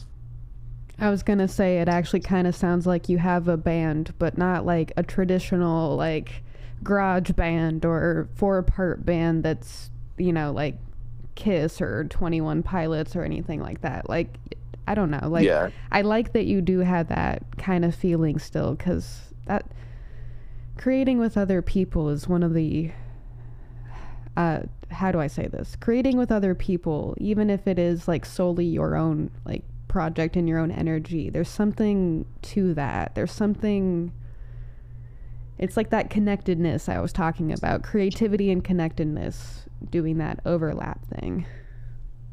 Yeah, me and Gio have talked a lot about how when we were at the recording studio and there were interns coming in and out, we had noticed that it's just another body in the room changes the energy. Another soul, maybe is the better way to word that. Another soul in the room changes the energy of the song every time. And so the thing there for me is, as often as possible, I want to bring other human energy into my music. And especially Gio's, he just has such a good energy to him that I love to tap into. But also like picking who you allow into your music is so important, because they will imprint on it. The right people will always imprint on it in a way that benefits the art, and that's palpable in all the best ways. The wrong people will always hurt it every single time. And that's something I've had to learn. And so it's really interesting. Like, I can't even fully explain what that means. If you're not one of the creatives doing it, you're not going to feel it. You're not going to be in tune to that. But the right person just walking into the room, whether they say anything or not, versus the wrong person walking into the room, it instantly changes what the ones who are being creative are doing. It's just, kind of go back to what we talked about earlier. It's such an intrinsically human thing to create that every other human who even just spectates it affects it. It's really, really interesting. I haven't really been in tune to that until this last year. So it's been really fascinating to try and tap into it in a way that benefits the art. I like what you said there. So to kind of add my own thought and point to that, there's a thing, or an Instagram account I follow called Shaolin Masters, and they have a lot of interesting, like, Eastern culture type beliefs and philosophies. I don't know if you're familiar with it, but they actually said the other day in a video I caught something like that, like, when you walk into a room, you can feel the energy of the other person. They don't have to say anything. They don't have to do anything, but you can just see whether they're happy or sad or lost in their head or present. And it's like an instinct thing. It's like a reactive, or like a reactivity to energy. Like, I don't know how to like word it without having the video and stuff in front of me right now, but like, is what I'm saying making sense at all? Yeah, totally. Okay. Totally. That's like one of the things I love diving into with the human condition, is how we interact with each other. Because I'm sure we all want to leave a positive impact on people. At least I hope we all want to leave like a positive impact on ourselves and people in the world around us. And seeing that in action through art, through creativity, through music, through community, like, I can't get over how powerful and amazing that is. Yeah. Yeah, it really brings everything together. The community element of it. It ties. I think that's the community element of it. It's something that I don't want to say I took for granted in the early stages, but I think I didn't realize that's why any of it worked or mattered before. Like that, the people, like, I was building community on accident initially. I was like giving them something to rally behind, and I knew that, but I didn't realize that, like, I just think back, there's people who still listen to my music who are from those early days in Crown and Chains, and they know each other and care about each other. They've met each other in real life. They've become lifelong friends. I have two people who were fans of my music who are now roommates in college that they know each other strictly because of my music. That's And it's awesome. like, it's unreal to, like, that's one of those things when people start looking at me like, why do you still do it? Why do you think it matters? Like, that's why. Like, these two people are now lifelong friends because they both resonated with something I did. So awesome. How is that not, like, what? No, I didn't make money. No, I didn't tour the world. No, I don't have the success you want me to. That matters more, though. Like, that to me is like, all right, whatever project did that, success. It did the right thing. So I think, during that little year and a half break between the Daniel Sherman and the Storyteller, community, it clicked for me for the first time that community was that missing piece that I needed to not accidentally create. I needed to intentionally create, and I needed to talk about, and I needed to push, because that really is what ties the whole entire thing and its mission together, is the community element. That's the essential piece. So, I really need to stop starting sentences with so but uh on the community note aspect, and I've dropped it a few times about your Discord and stuff. Tell me in your own words, like, why you created Discord, why Discord is the place you decided upon, and if there are other places you plan on creating the community, because that's kind of how I started with my own community, and I'm trying to like expand upon that because not everyone uses Discord, but also like just use all of my resources. So like, how did you do that? What was the decision? What, like, Discord me? Tell me all of it. Yeah, I don't think Discord will always be the place. Okay. I think it's the place for now. What I'm really looking for is a hub where I have most of the people discovering me right now are coming from TikTok. Most of the people who already knew me came from Instagram. And then there's this weird, like, random 15% of people coming from YouTube. And I had no place for them all to come together.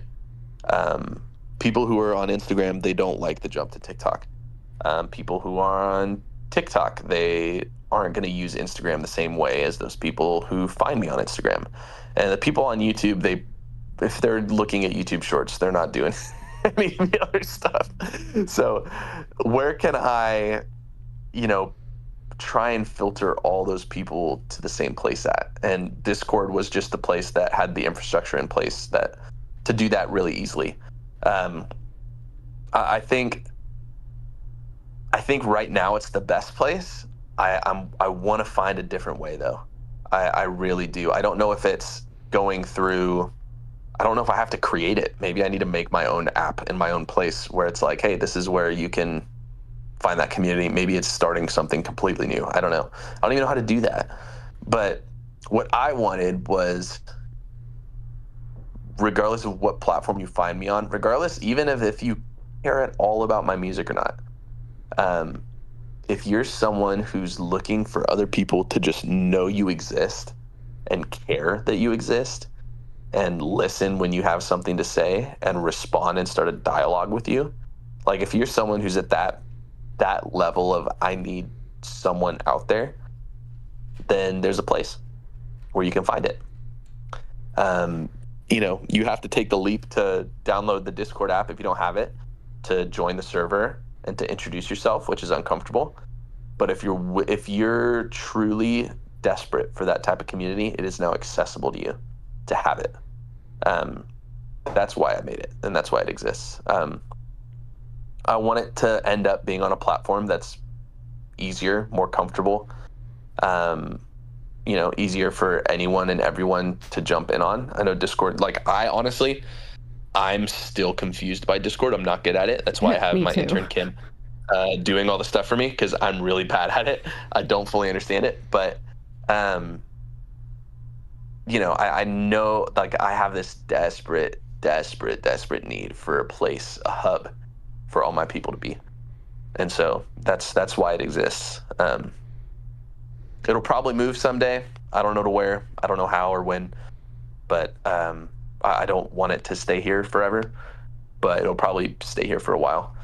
But yeah, it's just to create that initial connection point, to get rid of, like, I don't want anyone who sees my video to need to be alone. They can choose to be known by someone if they want to. That's what it's for. When I link your Discord in like the article blogs I do and some of the podcast episodes I do, because I do talk about it, full disclosure. I don't know if you listen to the remaining episodes, but I do talk about your community and what you're doing and trying to do sometimes. And the reason I do that is because, as I mentioned before, like, just on my own journey and my own path, I've been wanting my entire life for people not to go through what I've gone through. When I was younger, after I came out of the hole of everything, I started researching and digging into philosophy and different world religions and viewpoints and spirituality and just everything. And that's where I started to understand that I can take what happened to me and turn it into something good, turn it into a way where people don't have to suffer, they don't have to be alone, they don't have to go through such traumatic hardships. And that's what I want. I don't want the world to suffer. There's a song you're coming out with that is gonna break me. All right, I know it's gonna break me because it's true. Like, I wish it didn't have to be this way. I wish we didn't have to be sad and have tragedy, but like, it happens, and I feel better that it happens when I can experience that, like, with other people and be like, hey, like, we can talk about this. So I'm tangenting, but my creating my own Discord community, my trying to create my own communities and like connect communities with other communities is my way of like trying to like not let people be alone. So when I'm linking your Discord and stuff and trying to bring people to a community, it's because like what you're doing, what I'm trying to do too. Like, you're trying to bring people back to their humanity. Yeah. You're trying to bring people back to the center of their being, like just as themselves and as the human collective as a whole. And that's, I guess on some level I probably realized how important that was, but I didn't start grasping how fundamental that was until just a few years ago. And now I'm on this insane mission where I'm like, I have to connect every community possible. I have to connect every single person together through their stories, through their emotions, through their just brain thoughts. Like, I have to do this. I have to bring the people to people. I don't care who you are. We're gonna become better together. I promise. Yeah. Yeah. No, it's so important. I appreciate you sharing that link whenever you get the chance. Because I do like, however, one of the weird tension points I'm in is I know that there's strength in numbers. And so I'm trying not to care about them because I don't want it to affect the art. But I also know that the more people who experience it, the more power there is in it. And so I'm always trying to grow it. I'm always trying to encourage the people who are a part of it already to help grow it. But I also, I don't know, it's this weird tension point because I don't need it to grow. But of course I have the desire for it to grow, and I have the desire for anyone who wants it to be able to find it and experience it. So I don't know where that leaves me. I guess it leaves me, I'm still doing promo and marketing and all that. And then it maybe looks weird to people who hear me say, I don't care about the numbers. They're like, well, you clearly do. I want to impact anyone who needs the impact, you know? So I appreciate you being one of the people who's mobilized, who's trying to share it. It helps. It means a lot. I think what we're trying to do here is we're trying to find a balance with how the modern society works, with what resonates with our souls, our core values and as people. So I love that you don't care about numbers, and also like kind of do a little bit. Like I fully resonate with that. I get that. Like, I don't care about numbers either. I don't care about making this like an actual career at the end of the day. Like, it would be nice, but like, I care more about the people element. I care more about making sure we have a better tomorrow than the tomorrow or the yesterdays that we've had, you know. So thank you for what you're doing, and just thank you for providing these spaces and trying. It means a lot to me, truly. Yeah, well, I appreciate that. Do you have any questions for me? You can literally ask me anything. I share so much sometimes. Questions. I don't know. Full disclosure, I woke up like 10 minutes before we started this thing, so I don't know how in there I am yet. But well, hopefully there's another show in the future. There we go. Let's do it. All right, cool.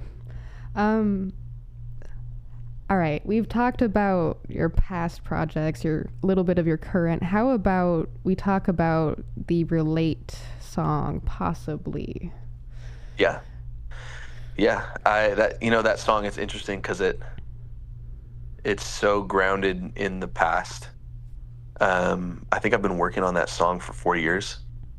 It was originally going to be a part of a collaboration album that I was going to do under the Daniel Sherman name. And every song on the album was going to be a collaboration. And I just had this realization in that project that a lot of the songs I was starting and was pitching to other people, it was like I was pitching them because the song wasn't working. And I was like, maybe this person will fix it. And that's not how you do a collaboration. Like it was grounded in something that wasn't right. And so Relate was one of those songs that I had half a song for 4+ years ago. And I just never finished it. I was going to have someone else hop on into it. And then most of those songs like kind of just faded to the background. I never thought about them again. I didn't worry about them. They didn't keep me up at night. They never made their way onto other projects. But this song, Relate, and one other song, I still thought about them. The melodies were still in my head. The words were still in my head. And so when I was working on this album, Fear, I realized that Relate is almost like this thesis statement for why I make music and what I do and also what I'm hoping to achieve with it. And so I realized like it's such a good song to have on a debut album. Like I over the years, they could have landed on so many other projects and it just didn't. And I'm so glad it didn't, because it being on this debut album is so important to me, that it's like there's this song that tells you everything I'm about. And it's like pretty early in the record. And so, yeah, I'm really excited to release it. Essentially what the song is saying in the chorus is like, I wish that no one cared about my music, because the nature of the type of music I make, it's sad. It's about tragedy. It's about the human condition, which I believe tragedy and grief are actually the single connection point we will have to every human being who has ever lived and will ever live. Every human will experience tragedy and grief. And those are the only things that every human is assured that we'll all experience, in my opinion.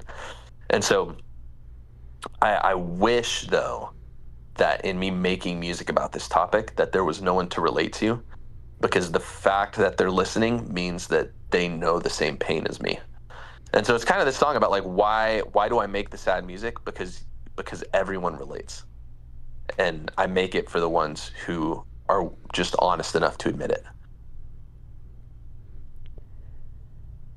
I agree with you on that. The every human being will experience grief or tragedy in some way, or even both. And I feel like we all have this need or desire, especially if we've been through, the worst of the worst, just even recently. Like we have this desire for a peaceful utopia, and I call things an almost utopia because in my experience and my understanding, I fully understand that I think we kind of need the tragedy and the grief to be human. I think we kind of need the badness, because if we didn't have that, would we be able to appreciate the love and the light that we are also so very capable of. I don't think we would be able to. That's just my opinion. Yeah. Yeah, completely agree. It's sad. It's sad that we have to have these things, but it's also kind of beautiful in a way. Yeah, in a weird, twisted way it is, isn't it? Mm-hmm. I know this is kind of a project thing you were trying to do with the I Relate song. Did you want to kind of talk about that here and try to see if people want to jump in on this? Do you know what I'm talking about? I do. I'm not sure.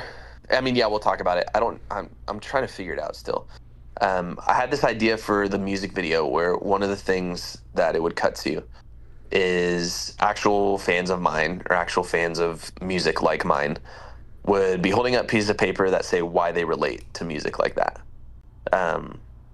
Just as like it's a way to, kind of like I talked about earlier, to further humanize what I'm doing, to give other people an opportunity to tell their story a little bit, not a lot of it, but a little bit, however much you can fit on a piece of paper or cardboard that you hold up.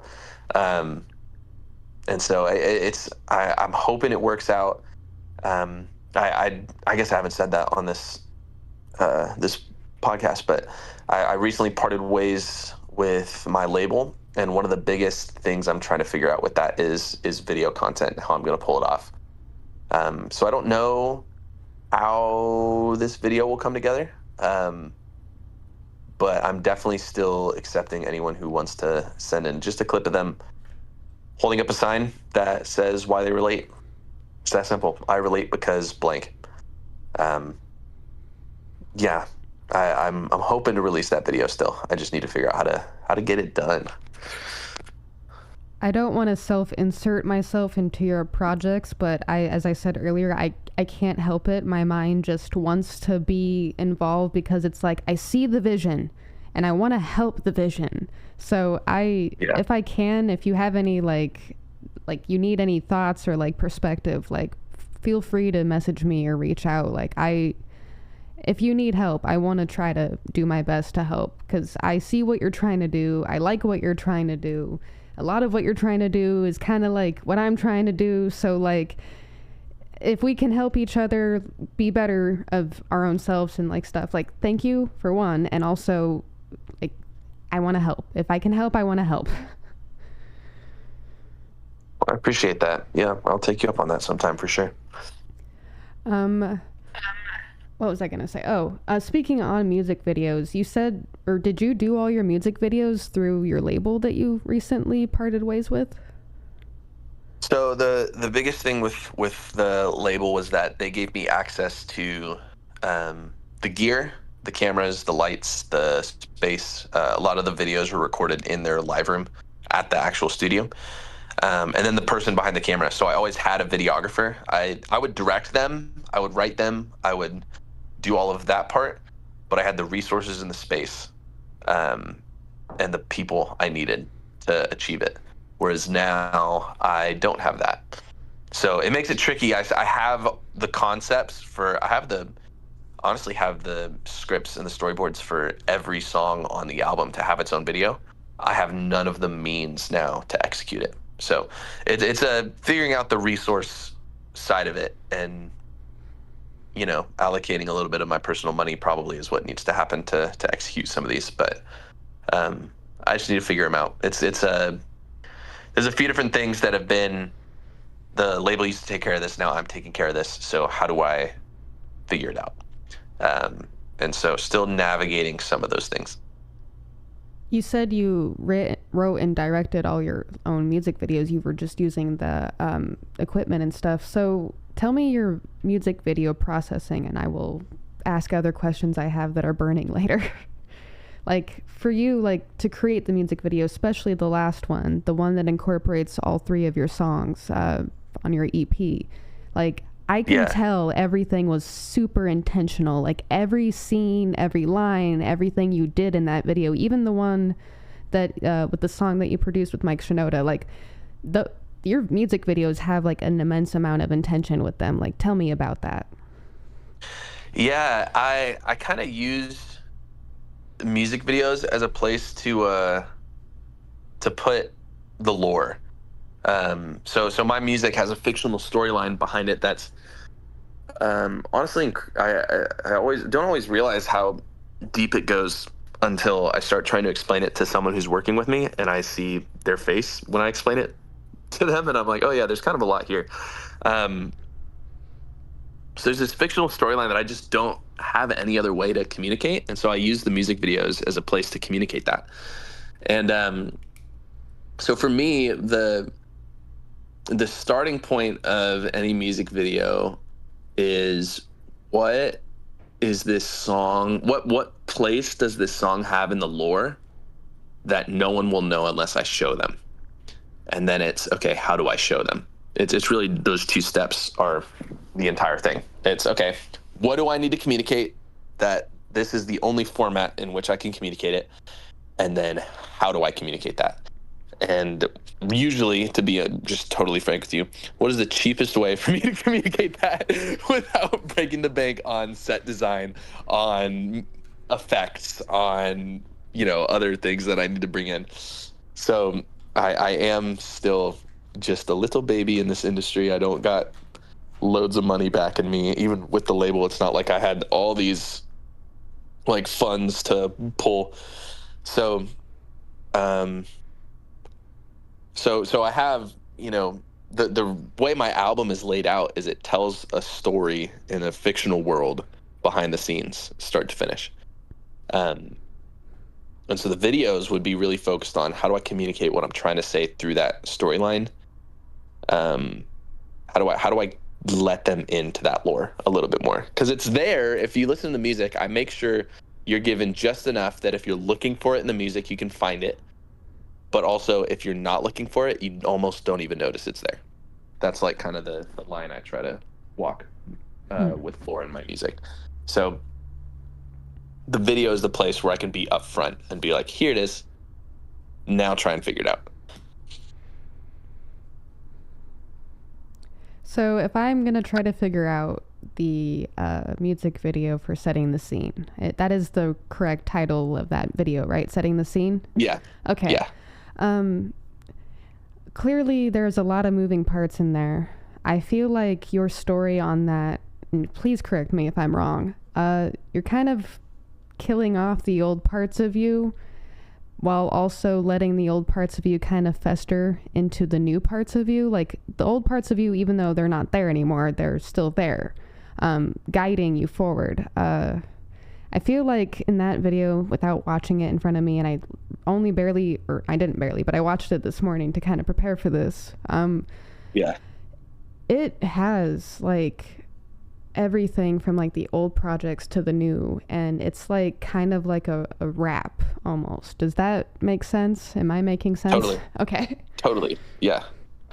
Yeah, totally. It's that one was really daunting to me because I had, I think, 10 minutes? It's a 10-minute video. I had 10 minutes to do a lot of things that I wanted to accomplish. I wanted to tie up loose ends with the Daniel Sherman thing and launch a new thing.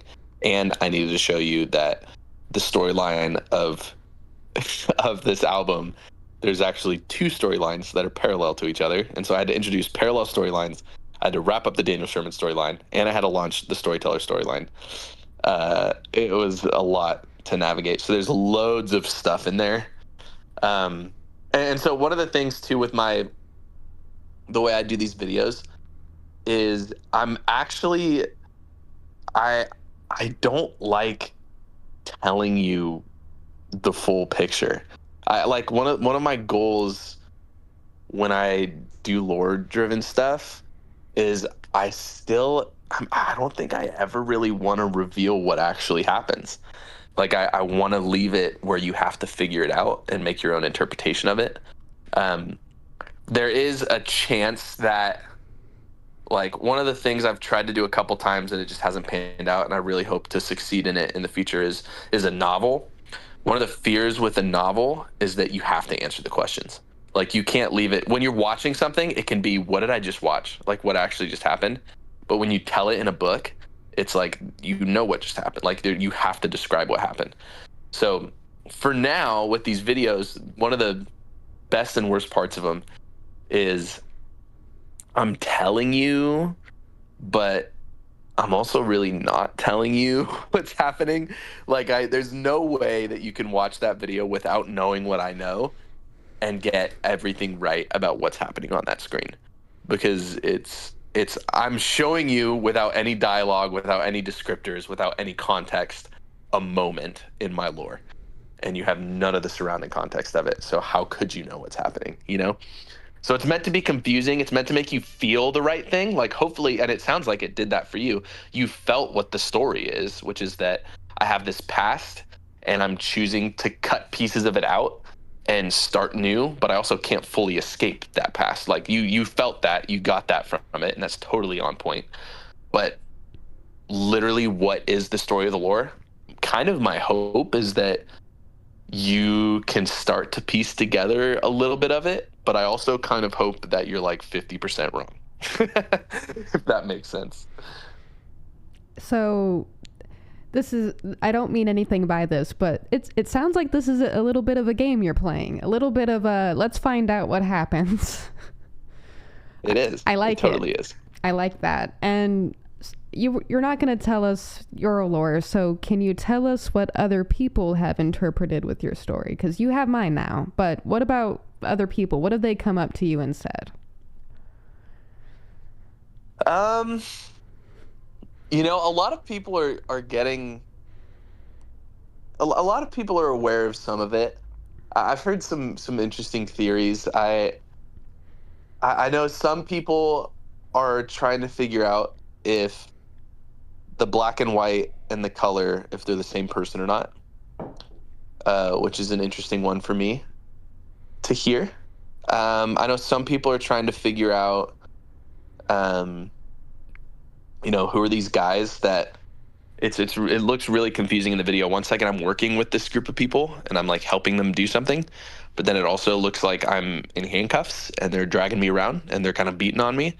And then they bring a drill to my head and you're like, who's the guy in the mask and what's his deal? And then they put the storyteller mask on me and you're like, okay, that's cool, but why? Like, there's a lot of like things that, you know, I feel like right now at this point, there's a lot of people are asking the right questions and they have none of the means to get to the answer. So it's all speculation. And that's right where I want you. It is totally a game.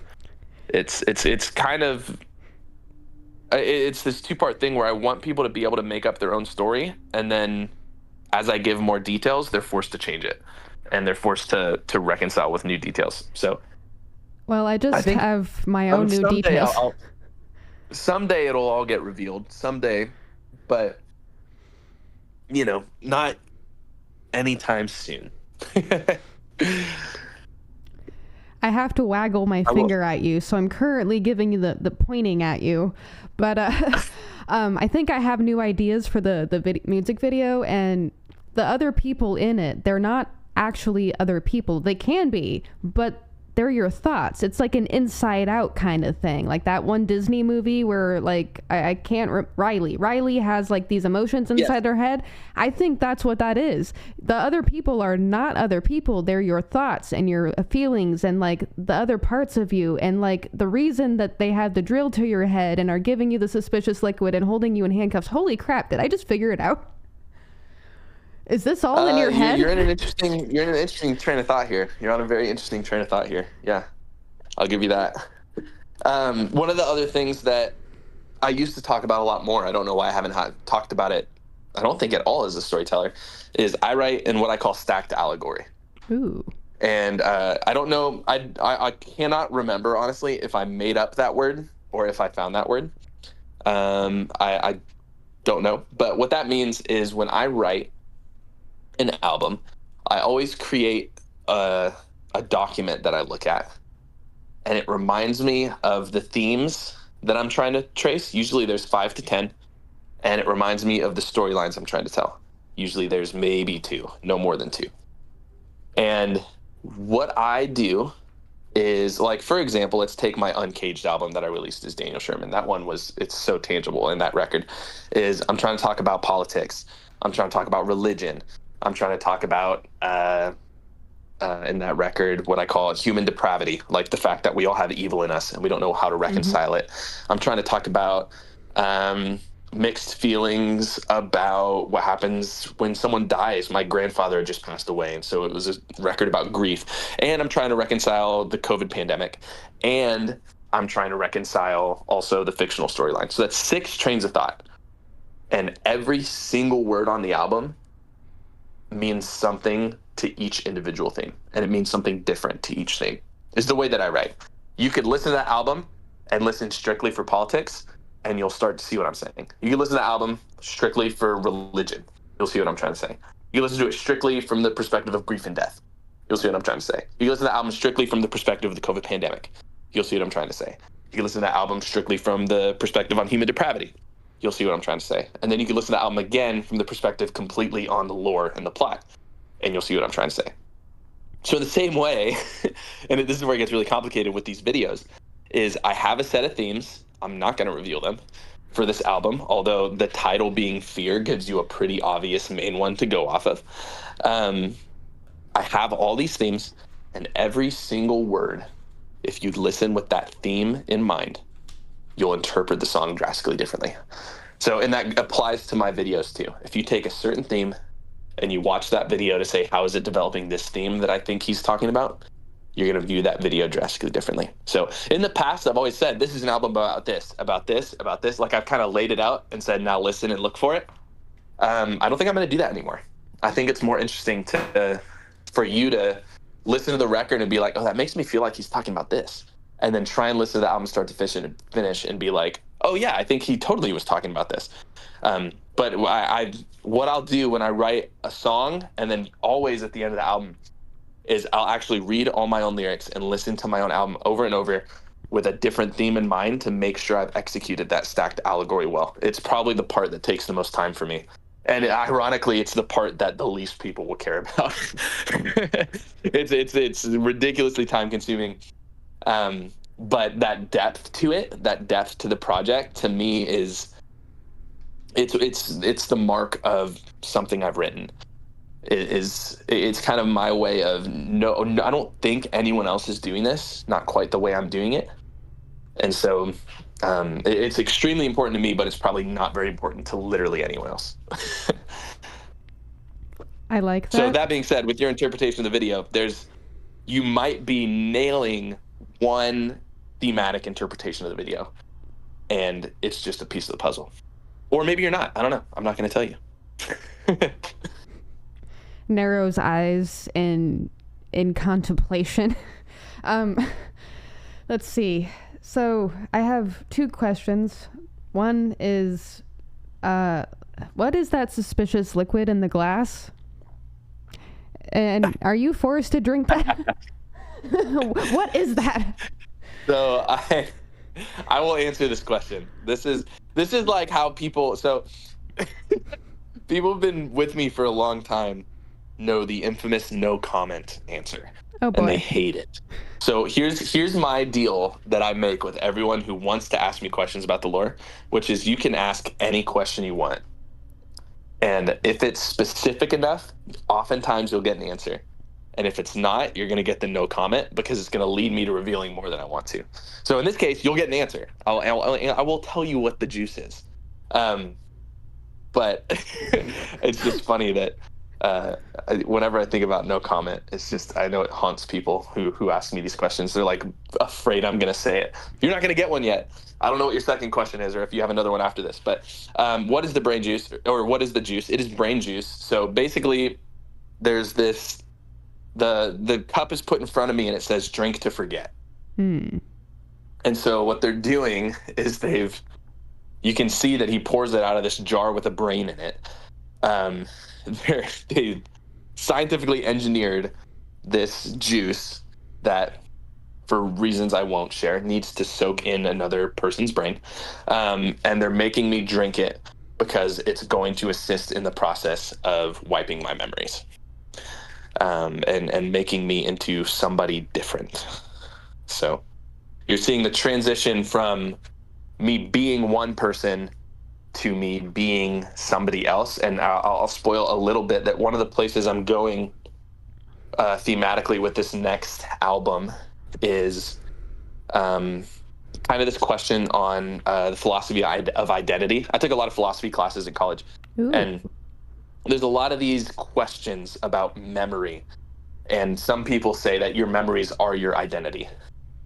So you're going to see me take that idea and put it to the test on this next album. I have a character. He's had his memories wiped. Is he the same person he was before, or is he somebody different? I don't know. We'll find out together.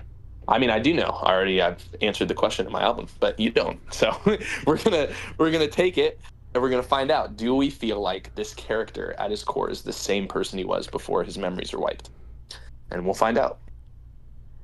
I like that, and I'm excited for that, but I am gonna go ahead and kind of just use this as my way of saying, I feel like, yes, I feel like even if your memories are wiped, you are still the same person.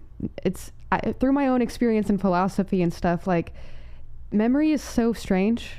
Apparently water holds memory, and I guess humans are 75% water, and if all of that is true, memory might be a form of energy, and energy doesn't really go away.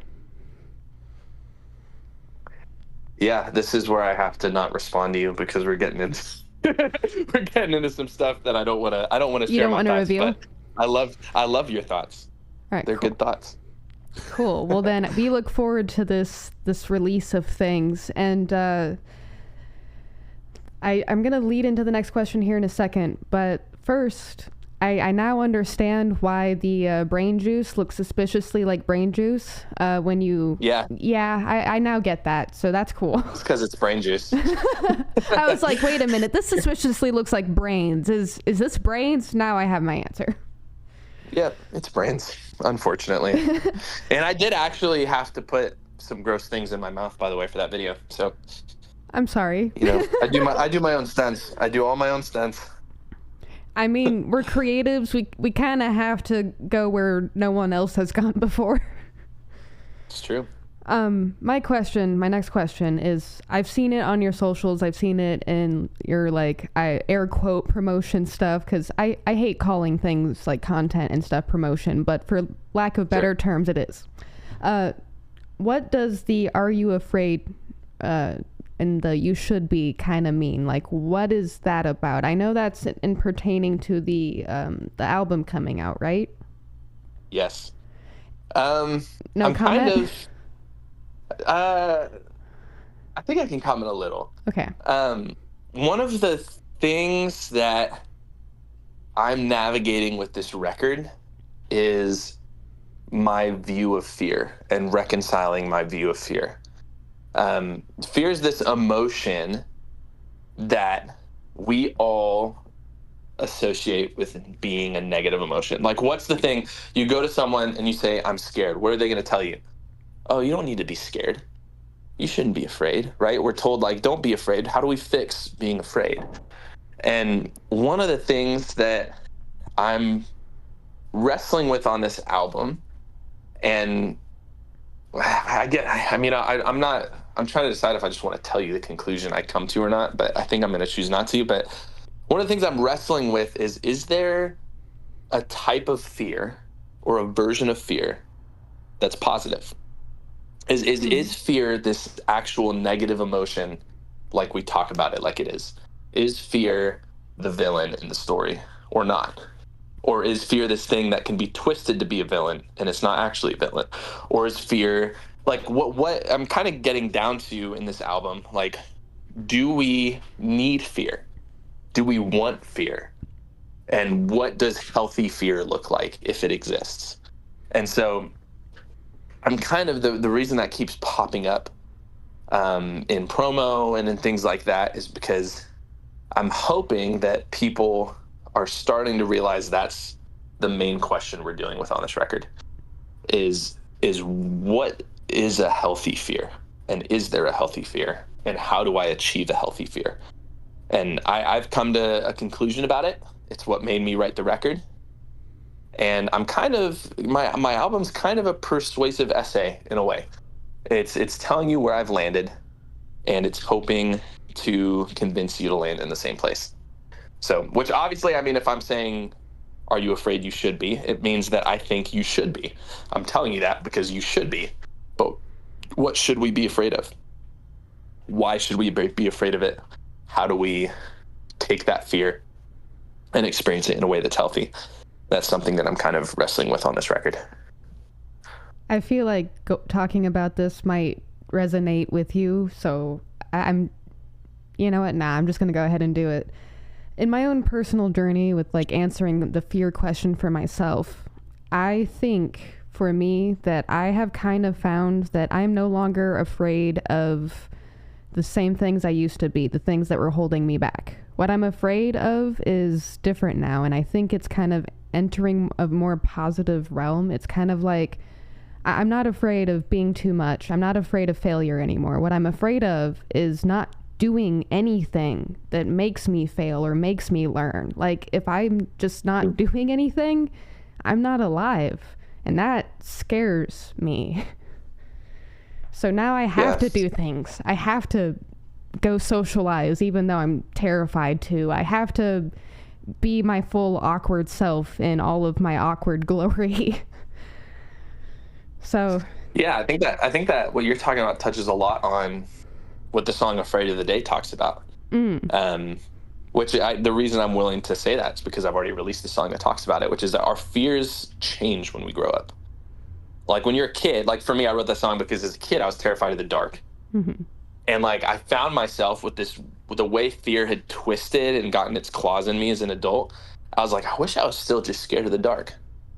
I wish that was the thing, you know, because I felt more human and more alive when I was just scared of the dark. But now I have these other fears that are actually taking my humanity from me. And so how do I take fear and put it back where it belongs? It's kind of the question that song is asking. It sounds like you've started to go through the process of taking that fear and put it back where it belongs, which is awesome. I believe you're capable of that too, and I look forward to your journey on that. And with this song and with not with just this song, but with the album and everything, like, that's so cool. That's so cool that you're exploring this stuff. I'm excited for it to be out so I can talk a little more openly about things. But for now, I don't want to take away from the journey that the album takes you on, for sure. So it'll be exciting. Remind me again, what is the name of the album and when is it potentially being released if it doesn't have a release date? So the album is called Fear, and it will be dropping in the fall. I do know when it comes out. I'm just not allowed to say it yet. So for a few reasons. I know that sounds weird when I've just told you I have no label telling me what to do, but there's other people on my team who say I'm not allowed to say it yet, so I can't say it yet. But in the fall, soon. It's coming very soon. I'm sure we're all looking forward to it. I am too. Let's see. If I'm not mistaken, doesn't I Relate or Relate come out soon? Soon? A week from today. Yeah. All right, cool. 1 week from right now. So very excited for that song. I don't know, when do you upload these? Will it be out already, or is it? I plan on uploading this as soon as we're done with recording. Oh, sweet. Well, in that case, go pre-save my song Relate. You can find me anywhere at So Tell the Story. That's my username on literally any social media. Send me a DM, comment on something, let me know you're interested in the pre-save link, and I will send it to you. This is my first release without a label. Very nervous, really want it to go well. And so any and all help, very appreciated. Also, be sure to, when the song does come out, guys, save it in your playlists, because on Spotify and YouTube, playlists are how you tell your artists and your people that you appreciate their music. That's true, and it's how the algorithm knows who to show it to. The songs you put it in a playlist with and the songs you listen to next to it are how Spotify will build its algorithm for that song specifically and then pitch it to new people. So be very intentional about placing the song in a playlist with other artists that you think their fans might like this song too, which if you like both artists, it's a good indicator that there's other people who like both artists out there probably. So And you can find your people that way. Are king. Yeah. Yeah, exactly. Just to note for the audience and also ourselves, I am going to be putting the pre-save link along with the other links for other stuff and your projects and whatever else you want me to add in the description for people to be able to access. So after this, feel free to send me anything and everything, including like a quote or description that I can just put in the description. Like I want your voice to be like the main voice for this episode. Yeah. Well, that's so cool. I appreciate that. One more thing that I'll pitch real quick then is I'm actually going to be announcing literally today, like right now, as I get off of this this podcast, is that I am launching, my new website is launched actually. I've just put up a new website. It's still sotellthestory.com. I've got the same domain name, but this website is going to have everything you need all in the same place. It's got all my links on it. It's got news. It tells you what the newest release is. It's got a blog on it where you can hear about what I'm working on. And then it's got my merch for sale. If any shows start happening, it's where you're going to be able to get tickets. But there is this new thing I'm adding, which is called The Next Chapter. Mm-hmm. And what The Next Chapter is for $5 a month, you get access to new content that's exclusive to you weekly. Every single month, you pay $5 or more if you want to throw a little extra money my way. That I'm going to, at the end of the month, report where that money has gone every single time. So you're going to get to see it. But for $5 or more a month, the first week of every month, you're going to get what's called Song of the Month. It's a recording of me and my piano singing a unreleased song that maybe it'll never release. Maybe you're one of the only people who's ever going to hear it. Or maybe one day you'll hear it come back up again and it's on an album all of a sudden. Who knows? But you're going to get a Song of the Month. You're going to get my own podcast that I'm launching called Pretentious Opinions with the Storyteller. You get access to that. Nice. That'll be the second week of every month.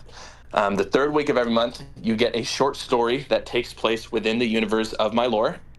And you only get access to that as an exclusive subscriber.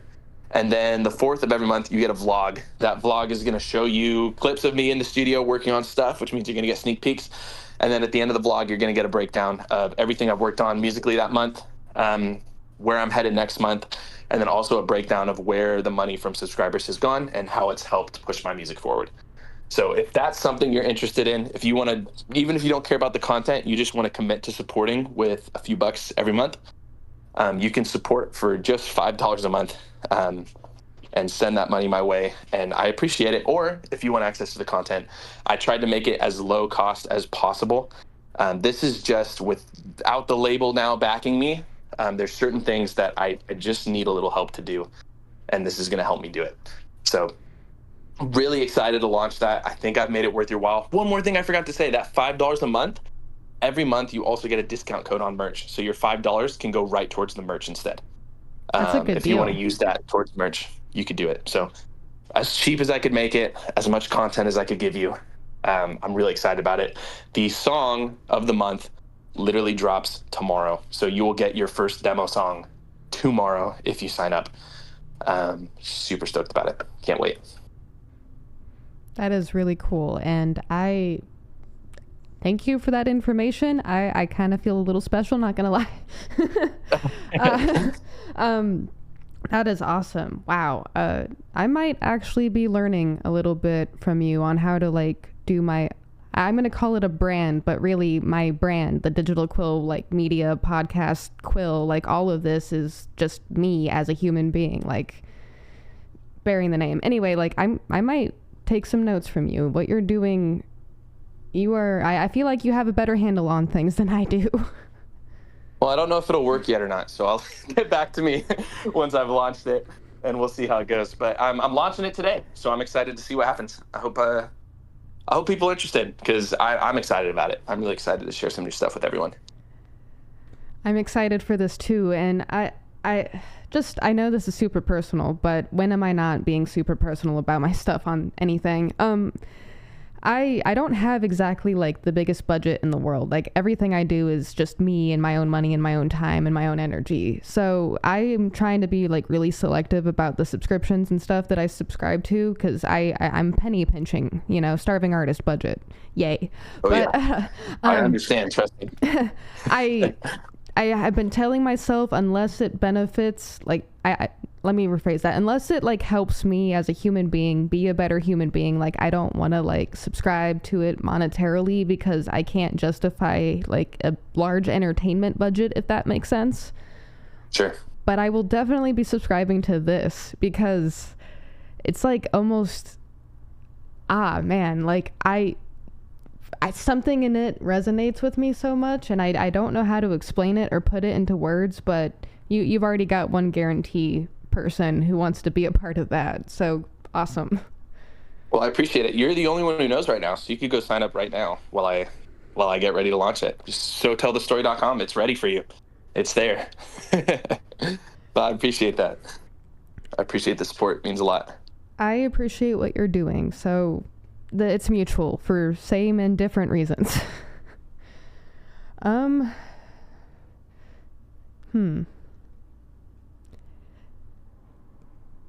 If you could tell the entire world one thing right now, what would you tell them? If you could beam it into everybody's minds, all 8 billion people, what would you say? Taco Bell chicken nuggets are the best chicken nugget. You've had Taco Bell chicken nuggets? And they're so good. Oh, man, I need to try them. No one knows that they're good because you're like, ew, Taco Bell? I barely trust them to make a burrito. Why would I want them touching chicken? But I'm telling you right now, you get the Taco Bell chicken nuggets with the nacho fries with the Bell sauce, and it's going to change you. I'm a big Taco Bell nugget advocate. But in all seriousness, I do have a different message as well, but that one is very near and dear to my heart. Okay, I am not even kidding. Go get the Taco Bell chicken nuggets. But if I could beam a message in everyone's head at the same time, every single human being on earth, it would be a really simple, clear, and concise message of tell the story. Tell the story. Whatever your story is. Just that act of taking your experience, your humanity, your life, whatever it is you've done, whatever it is you've been through, and telling that story, that's the initial act of creativity that every creative does. The way they do it's different sometimes, but just that act of, I have a story. First of all, you need to acknowledge that. Not everyone knows that. I have a story. I need to tell it. Tell it to yourself first. You might not even know your story, but tell your story. You need to tell it. It is the most human thing we can do, is tell our story. So tell it. Everyone has a story worth telling. Every single one. There's just not enough movie picture deals for everyone to make a movie about it or write a book about it or make an album about it, whatever it is. But tell your story however you need to. Tell it.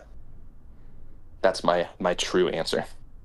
I like that. And on a side note, you need to live tomorrow to keep telling the story. So make it to the next day so you can keep writing and keep telling your story.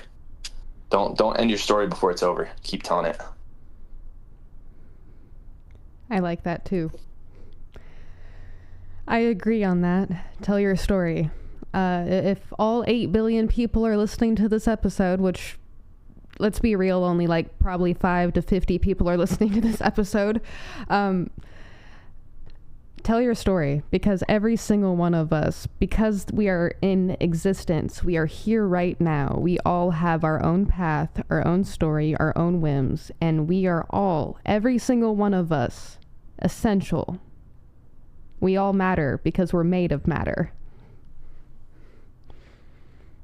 I like that. That's good wordplay. Thank you. All right. I feel like I've asked all the burning and possible questions I feel like I can ask. Is there anything you want to talk about now? I think we've covered pretty much everything I'm allowed to talk about. That's fair. That's fair. Let's see then. This is episode 25. Just to recap it for the audience, if you guys are out there actually listening to our voices from the great beyond, this is episode 25 of the Digital Quill podcast with the Storyteller. Can I also use your other name? Of course, yeah. Okay. All right. Episode 25 with the Digital Quill podcast with the Storyteller, also known as Daniel Sherman. We're going to probably start wrapping it up here in the next 5-10 minutes, so... I'm bad at ending things. I've always been bad at ending things. The Irish goodbye is my favorite goodbye. if you don't have any final notes, I do have one final question. Is there a chance we can have another episode in the future? Because in the future, I'd like to do a video episode so people can see what the Storyteller looks like. Sure. Cool. Yeah, I'm down. Cool. Then we will look forward to that. All right. I will as well. A week from today, your next music release or next song releases. Hopefully we can get some traction with the user or listener videos. I completely have no idea where my train of thought was trying to, or how my train of thought was trying to word that, but I hope we can get people to do the I relate thing, because I think that would be really cool for people to see themselves in other people as well. Yeah, I've got a few submissions, which is cool. It's honestly, I need to figure out the rest of it. So, but it's not too late to send one in. If you want to be a part of it, send one in. How can people send them into you? Just send me a DM or an email. You can email me at sotellthestory@gmail.com. But wherever, however you can get a video file to me, it works for me. Link it, send me a link to Google Drive, send me, if the file's small enough, over email or over DM. Whatever works best for you. As long as I see the video, we're good. All right, cool. Yes, I think that's a good point to end on, because that is like the next current thing that we can do to connect and create together. So with that being said, thank you so much for joining me today. We actually made it to 2 hours and 21 minutes. That's crazy. So I'm stoked about that. Again, seriously, thank you so much for agreeing to this. I was super nervous at first. I'm always going to be super nervous at first, because this is not comfortable territory for me, but I like doing it because people. So thank you for this. Glad I was able to be a part of it. All right. I hope you guys out there are having a great day. We're going to end right here. As always, humans of Earth, please keep going. Don't stop. This was Mars and the Storyteller. Have a great day. Bye.